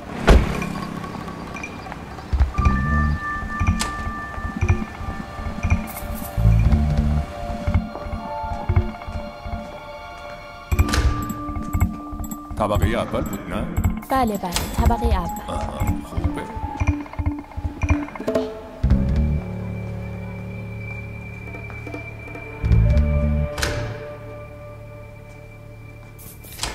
چی شد؟ با هم رفتن طبقه اول. بیا اوه خدای من، این خونه خالی به نظر میرسه. رفتن جوونی کنن. خدا قسمت کنه. نه دیگه. بیا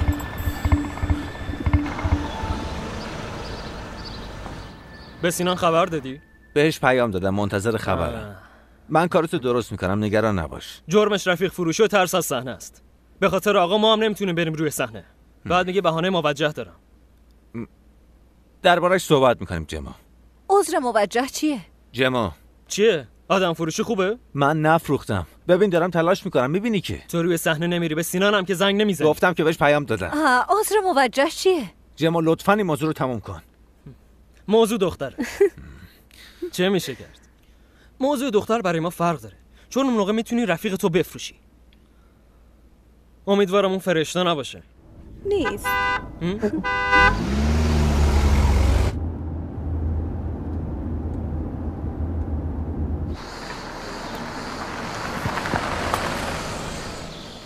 منم بیام؟ نه نیازی نیست، شما بمونی.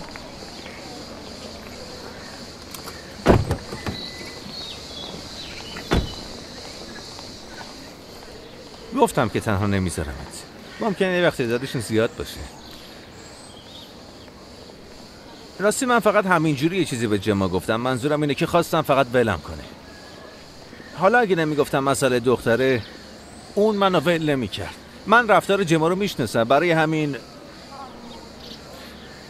هیچی نمیگی؟ حداقل بهم نگاه کن. نه مشکلی نیست. باشه. اونو پیدا کردن. چی گفتی؟ مامانم اینا شوکت رو پیدا کردن. بازم خوبه.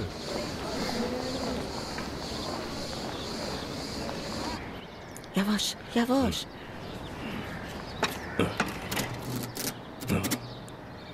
تو دست آسیب دیده، میخوای من برم؟ بازوم آسیب دیده ولی هنوز زنده. گنور خانم. یواش.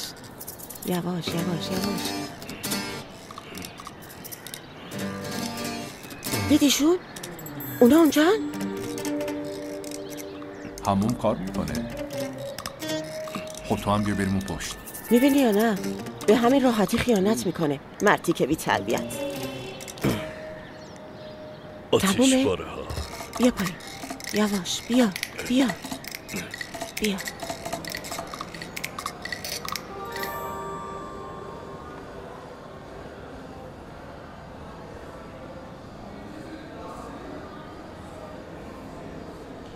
شوکت قرار نیست بیاد؟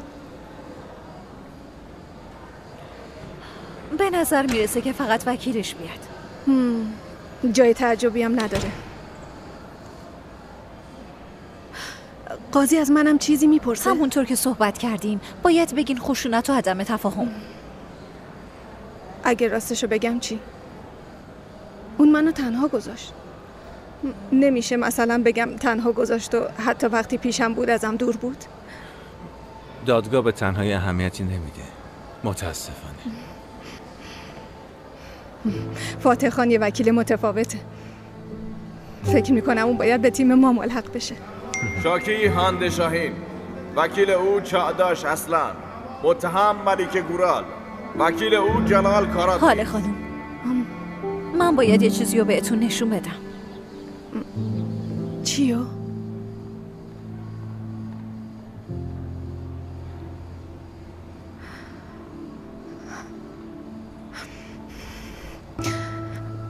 جوونه.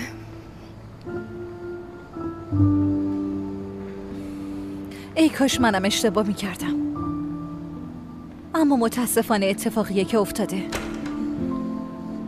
شاکی شوکت گنگورن، وکیل او اورهان موسل اغلو. بریم این ماجرا رو تمامش کنیم. گنگورن، وکیل او قمری تانیاس.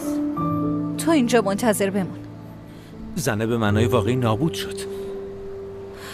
اون قوی تر از جاش بلند میشه. همیشه همینطوره.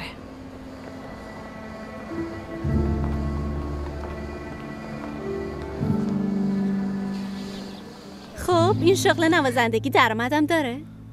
میدونی فعلا نه، ولی بعدن چرا؟ چون آهنگ عجیبی ساختم. اگه فاتح شعرشو بنویسه همه چی عوض میشه. آها، تو میسازی اون مینویسه. همینطوره. کارهای دیگه هم انجام میدیم. پیرزن خفه میکنیم، آب حوض میکشیم. کوکتل هم درست میکنیم که حرف نداره. میتونی برام انجامش بدی؟ حتما.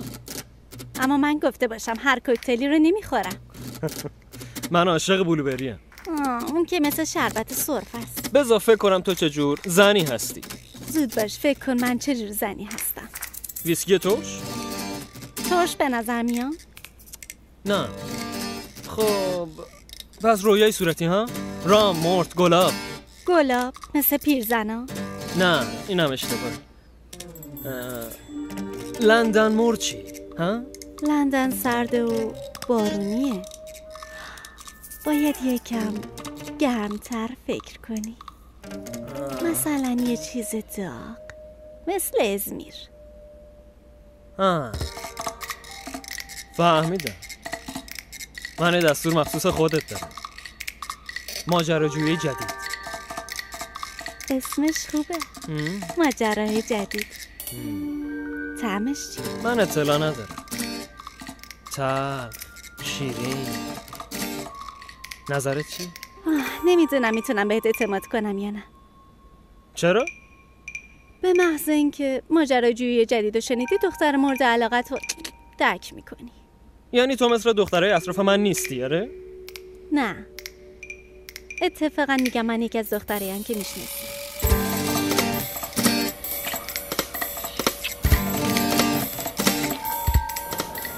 مگه میشه؟ یهو همه چی توی دقیقه آخر درست شد، انگار معجزه شد. چیزی به نام معجزه وجود نداره قمری. حالا بگو چی شد؟ موفق شدم. آفرین، تو مثل یه مدیر عمل کردی. کائناتم همه دراشونو به روت باز کردن. کاش فقط میتونستم از این عروسی خلاص شم. هر کسی که به ذهنت میرسه اونجاست. خب دوباره زیر سایه افتادی. بقیهش فقط جزئیات برنامه توئه. تو به عروسی میری، کاری که باید انجام بدی و میدی و برمیگردی. میگم حالا که تا اینجا اومدم یکی دو روز بمونم. کارت با ازمیر تموم شده قمری. اصلا اجازه نده چیزی تو رو از مسیر دور کنه. حالا بگو تو چی هستی؟ من مدیرم. به هر حال دیگه باید قطع کنم. بریم.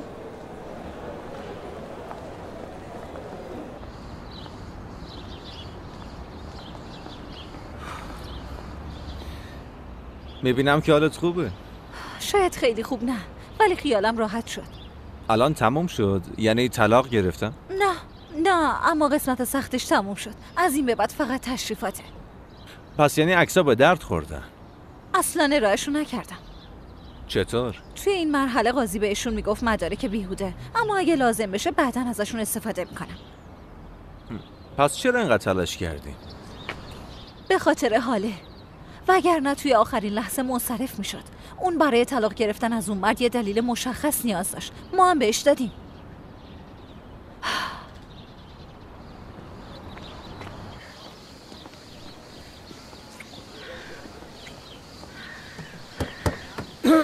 اومدم گل جمری جون، کارت عالی بود عزیزم. ممنونم. جما تو خیلی خوششانسی. کاری کردین؟ نه ما کاری نکردیم، ولی یه پیام از طرف داداش سینان. خب چی گفت؟ میگه اگه میخواین نیم ساعت بهتون وقت میدم. ماشین توی بالچوه آماده است. اگه خواستی میتونم تا امارات برسونمت. من نمیرم داداش. لعنت بر شیطون. من میام عروسی. منم یه بهونه موجه دارم. کنسرت برات مهمتر نبود؟ خب امروز نیست، افتاد برای فردا. اما دیگه معلوم نیست همچین اجرای سراغم بیاد. ای کاش انسان عاقل بین شماها بود، اما متاسفانه اینجا ازمیره.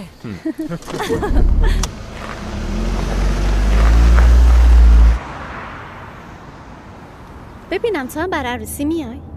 خب به عنوان راننده شما. مسخره نکن، تو دعوت شدی مگه نه قمری؟ البته اگه بخواد. میگم اگه عروسی زودتر تمام شد بریم پاتوی خودمون. کوکتل هم میخوریم. باشه. ولی شرایط من یه کمی پیچیده است. من باید برگردم استانبول. ای بابا چرا میزنی تو ذوقمون قمری؟ خب اصلا میگم همین الان بریم. آره. بعدش هم با هم میریم عروسی. نظرتون چیه؟ لطفاً قمری. باشه حتما. آفرین. اما قبل از رفتن من باید یه سر برم خونه. بسیار خوب.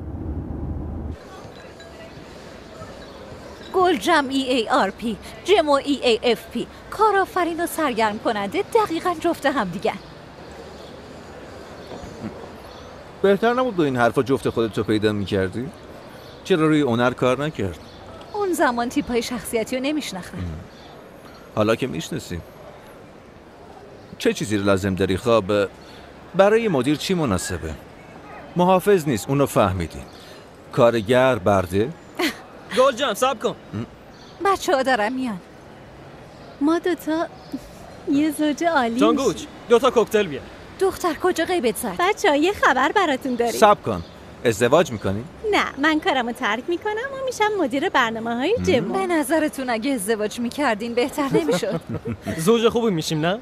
گل جمع. آنجلیان بهم حسادت میکنه. سرعت رابطهشون به توان 4. گل جمع بیخیال. دختر میگم عاشق شدیم. منظورم اینه همینجوری یه دفعه. آره؟ مگه میشه غیر طبیعیه که آدم اینقدر سریع عاشق بشه؟ حدس میزنم وقتی اهل ازمیری طبیعیه. ای بابا باز چی شد؟ چیکار کنیم که ازمیر رو دوست داشته باشی؟ چرا باید یه هوبی دلیل من عاشق ازمیر بشم؟ همه چیز همونطور که می‌خواستی اتفاق افتاد. یه کارگاه هم پیدا کردیم، عکس هم گرفتیم و تو هم تو شرکت استخدام شدی و حتی عکس هم به حالا نشون دادی. حالا اون شرکت هم از هم جدا شدن. صبر کن، من چیکار کردم؟ جداشون کردی. من حالا و شوکت رو جدا کردم. کی جداشون کرد؟ هیچ کس، خودشون خواستن. نه تو به شوکت مشکوک شدی یا رفتی دنبالش؟ و حق با من باشه، حق با تو بود و باعث جدایشون شدی. پس یعنی منم مقصر شدم. منظورش این نیست. تو چیزی نگو. من نمیدونم ولی دیدی که از خوشحالی پرواز نمی‌کرد. البته همیشه همینطوری میشه. مگه وقتی ازدواج کرد خیلی خوشحال بود. فکر کنم اگه ولشون می‌کردی دوباره تلاش می‌کردن. اگه من ولشون می‌کردم؟ تو چی میدونی؟ اصلا چند تا طلاق تا حالا دیدی؟ تا حالا کسی رو ندیدی طلاق گرفته باشه و خوشبخت باشه؟ پدر و مادر منم جدا شدن. هیچ کدومشون خوشحال نیست. اوه، پس تخصص تو از اونجا میاد. کاش به دادگاه میگفتیم و تو رو به عنوان کارشناس پرونده میذاشتن. حداقل من با طلاق مثل شغل رفتار نمی‌کنم. تو می‌خواستی حالا و شوکت رو کنار هم نگه داری چون تو رو یاد بابا و مامانت مینداخت. دنبال شوکت میدویدی یا دوست پسر سابقت؟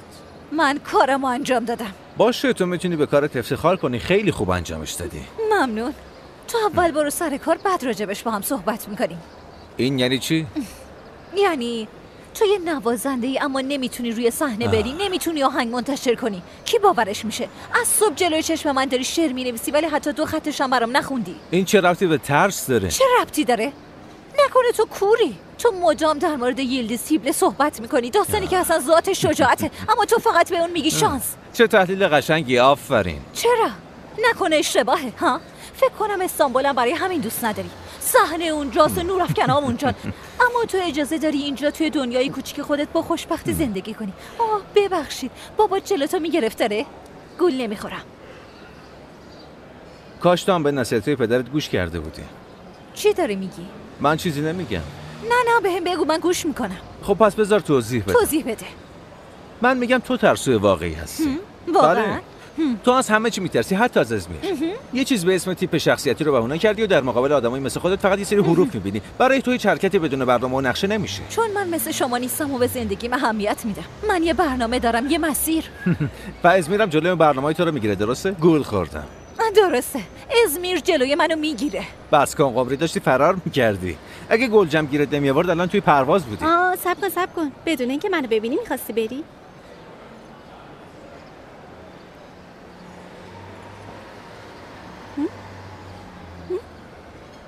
راستش من قرار نبود بیام عروسی. چرا؟ منظورت چیه چرا؟ تو که میدونی. نه نمیدونم. اونرم اونجا بود، نمیخواستم تمام شب روبروی کسی بشینم که بهم دروغ گفت و منو فریب چه زد. دروغی؟ اون فقط یه ماه بعد از اینکه از من جدا شد قرار ازدواج گذاشت. تو هنوز تو فکر اونی قمری؟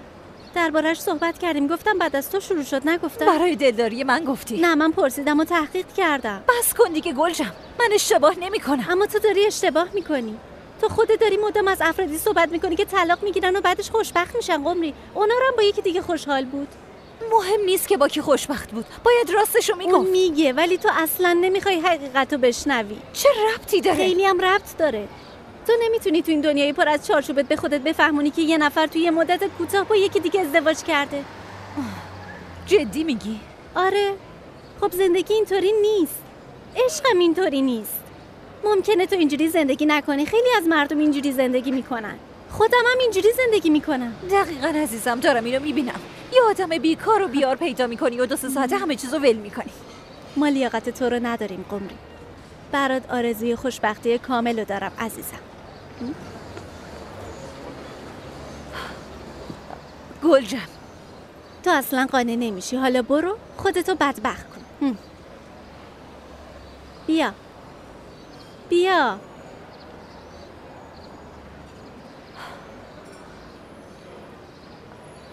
میشه صورت حسابو بیارین؟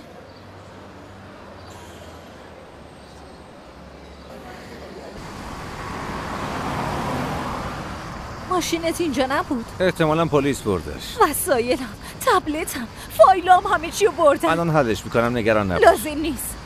بس دیگه هیچ کاری انجام نده. دیگه از تو، ماشین تو، ازمیر خسته شد.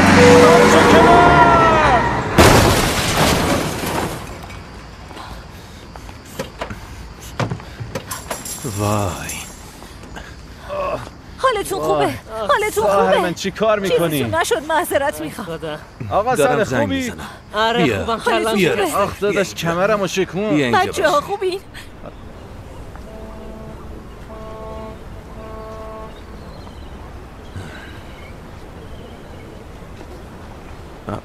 چی شد؟ اظهارنامه دادم، چیزی نیست. پس نوازنده ها؟ شکایت نکردن. خوبه. اما اونا امشب به عروسی نمیرسن. همین عروسی ملتم و مرد. خیلی طبیعیه. ازمیر دوباره کار خودشو کرد. من دارم برمیگردم استانبول. خب ماشین همونجاست، اگه بخوای میتونم برات گردونم. نیازی نیست، با تاکسی میرم. وسایل چی توی ماشین بود؟ اونا رو میارن خونم.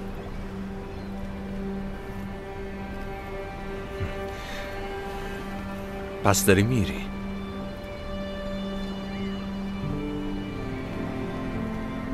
مواظب خودت باش.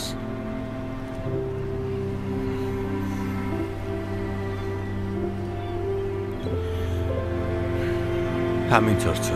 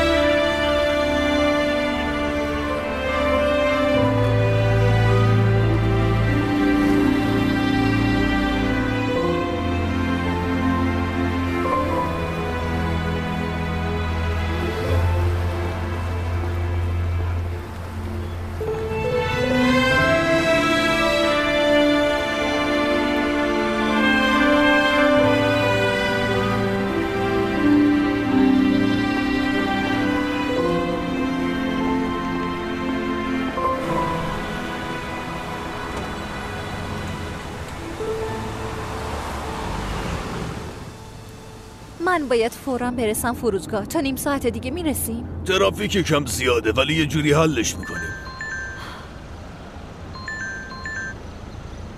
بفرمایید خانم هاله.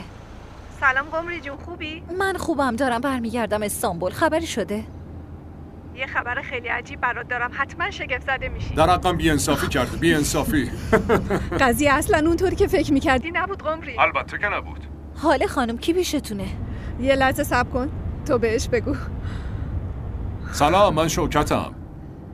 قمری، دختری که ما فکر میکردیم دوست دخترشه معلوم شد دختر یکی از دوستاشه. آره؟ آخه چطور؟ خب بعد از سالها طبیعی بود که اون دختر رو نشناسم. این دختر به عنوان مشاور املاک داشته یه خونه رو به شرکت نشون میداده.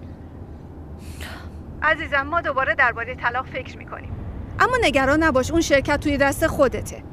حاله خانم خیلی متاسفم. نه خودتو ناراحت نکن، اون چیزی که به نظر میرسید نبود دیگه. گاهی غافلگیر میشی و اشتباه میکنی تا بتونی از زندگی لذت ببری. حاله خانم خب پس میبینمتون. باشه میبینمت. خدا حافظ.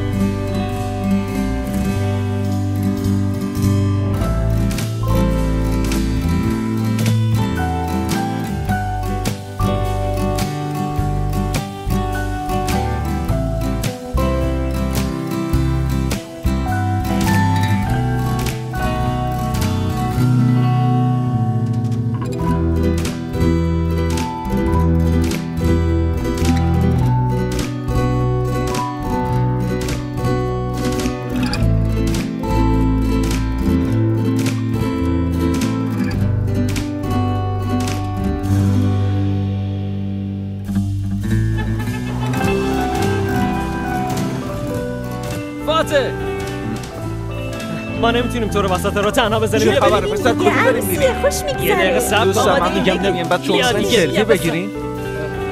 من از صبح خیس عرق شدم. اینجوری برم عروسی آخه حلش میکنیم. 2 دقیقه دیگه میرسیم. یه جا تو لباستو عوض کن. خب ماشینم روشن نمیشه داداش، برم کن. برو عمو اسکندر برو. خفشی روشن میشه. روشن شد.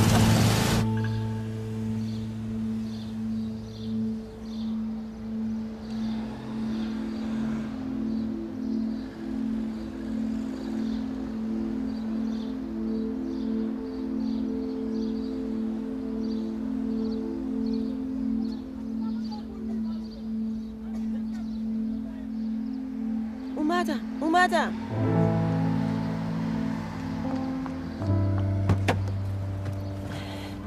گزارش‌ها رو گرفتم. کجا فرستادنش؟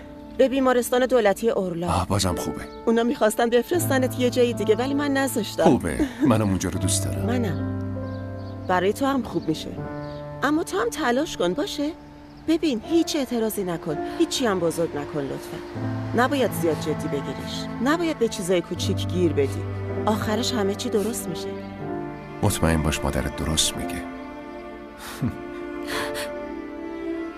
درسته دخترم؟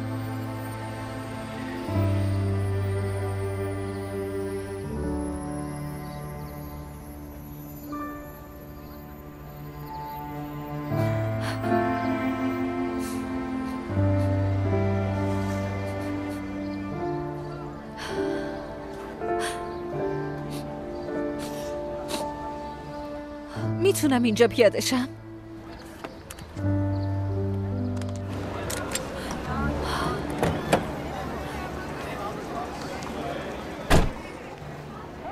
خوش اومدید دوستان. لطفاً از آخر به جلو حرکت بکنید. بله ما توی سال 2013 فقط چند تا زن بودیم، ولی الان تور دوچرخه سواری فانتزی بانوان در 28 کشور و 160 شهر برگزار میشه. ایده های ما و عقاید ما ممکنه متفاوت باشه، ولی ما یک نقطه تفاهم داریم، اونم اسمیده. ببخشید، معذرت میخوام. شما دوچرخه اضافه دارید؟ عزیزم اینجا تا دلت بخواد دوچرخه هست. بیا اینو برای تو. برای تو مهم نیست، شماره اینجا بنویس. خیلی ممنونم. خواهش میکنم. یه لحظه صبر کن. با احتیاط کن. خیلی ممنون. خوش اومدی.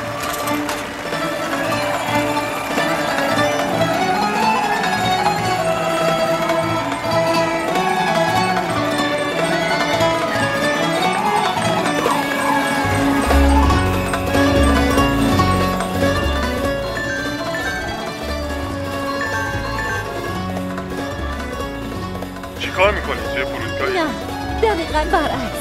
من توی ازمیر میمونم. این کارو نکن قوی. تسلیم ازمیر نشو. همه چیز تحت کنترل توئه. افسر کارم دست دقیقاً دروغ. حق با توئه. افسر کار دست منه. به خاطر همین ببین چی کار میکنم. İzmir'in kızları bir yerinde cımbızları dişirir ağır efelir giderir tatlı huysuzları çıktılar meydan ipek çoraplarla kordon boyuna savaşlara aşklara esaslıdır kadın duruşları hiçbir topuk tıkırtısı o kadar da etkar çalamaz bir göz vuruşuyla yerle bir eder böyle bir şey olamaz hiçbir topuk tıkırtısı o kadar da etkar çalamaz bir göz vuruşuyla yerle bir eder böyle عجیبه ها تو یه روز چقدر اتفاق افتاد. آره حرفشون هست. tuzu tadında parfüm eltem yasemenler açar balkonunda körfez yakamozu yıldızı keskin tuzu tadında parfüm eltem yasemenler açar balkonunda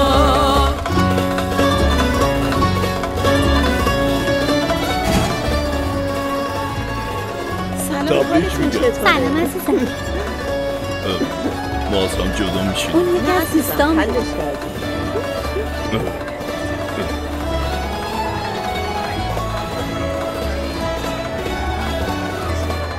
باشه داداش باشه.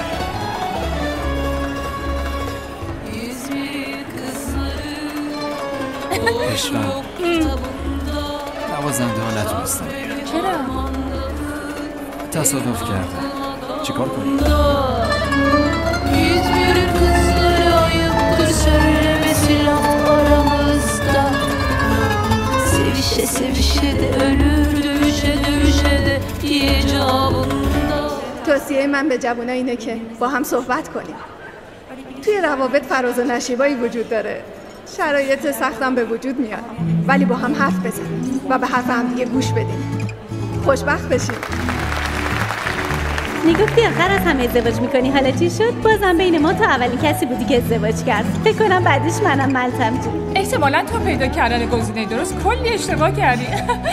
تبریک میگم.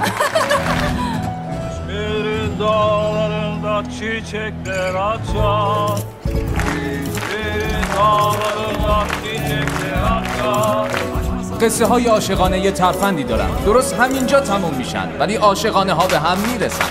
آره ترفند واقعی اینه که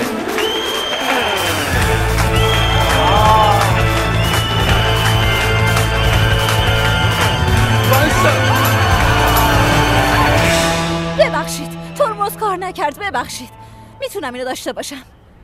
سلام. خب این بار تونستم بدون تصادف بایستم. شب همگی بخیر. من دیر اومدم. پس از همه شما عذرخواهی میکنم. ملتم عزیزم خیلی خوشگل شدی. یه عمر برای هر دوتون آرزوی خوشبختی دارم. توی این جمع زوجای زیادی هستن که همدیگر رو بغل کردن. کسایی که قراره یه عمر کنار هم بمونن. کسایی که از هم جدا شدن و به هم رسیدن. حتی کسایی که امروز عاشق هم شدن. من حدس میزنم که ازمیر واقعا تعادل کیهانی عجیبی داره. من از گلجام و جمو، حتی اونا رو همسرش، میخوام عذرخواهی کنم. حق با شما بود. من اشتباه کردم. حالا فهمیدم که آدم حتی میتونه یه روز هم عاشق بشه. زندگی وقتی تو رو صدا میزنه فقط لازمه که بری، اما به این راحتی هم نیست. پس ترستون رو کنار بذاریم، چون راه رفتن شهامت میخواد. ملتم و مرت این شجاعت رو خیلی خوب نشون دادن. خیلی بهتون تبریک میگم. امیدوارم روزی منم بتونم همین شجاعت رو نشون بدم. تشکر میکنم. عصر همگی بخیر. همگی خوش اومدید. سخنرانی قمری در مورد شجاعت به من الهام داد. با اجازهتون میخوام یه چیزی بهتون بگم. بله، کنار گذاشتن ترسای زندگی و به راه افتادن کار خیلی سختیه، ولی اگه کسی در کنار شما باشه که به شما الهام بده، فکر کنم خیلی راحت میشه. اون وقتی که یه در جدید توی زندگی باز میشه، مسیر جدیدی توی زندگی پدید میاد و این فقط به انسان جرأت میده که در اون مسیر قدم برداره. آفرین. فکر کنم به کمکت نیاز دارم.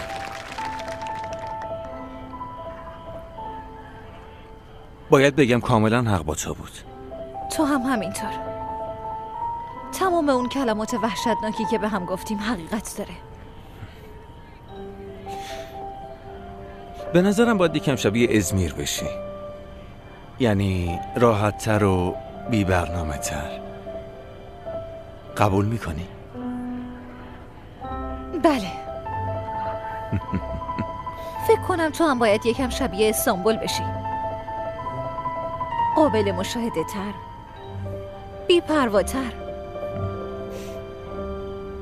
قبول میکنی؟ بله.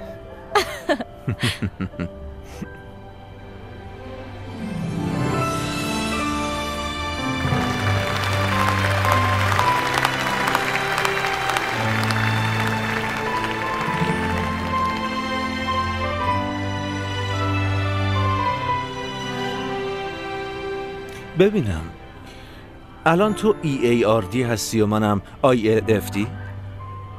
چطوری میشه؟ به نظرم نباید روی حروف تمرکز کرد. حلش میکنیم. حلش میکنیم؟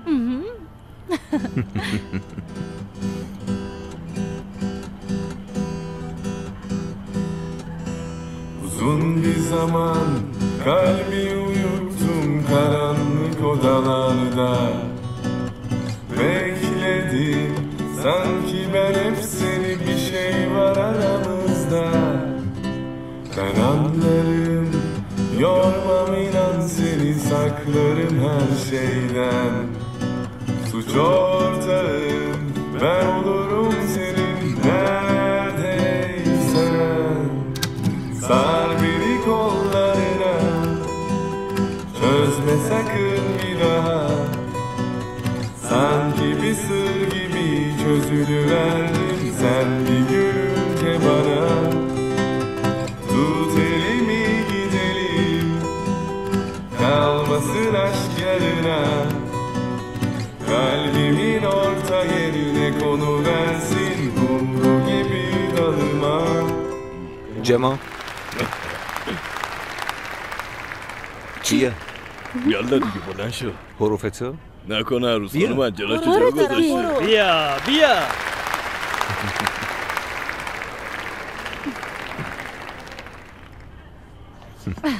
آماده ای؟ تقریبا. پس برو بریم. Sar beni kollarına, çözme sakın bir daha.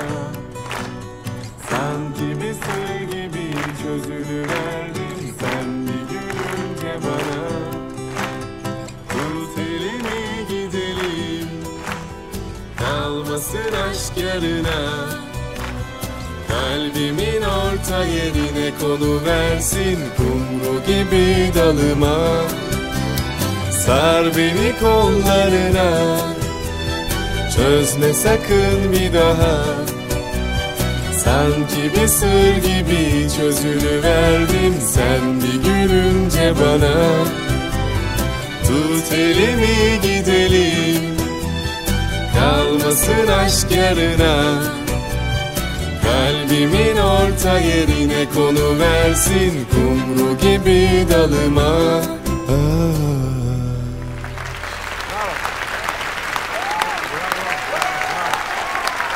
برای دانلود فیلم های بیشتر به وبسایت مای موویز مراجعه کنید.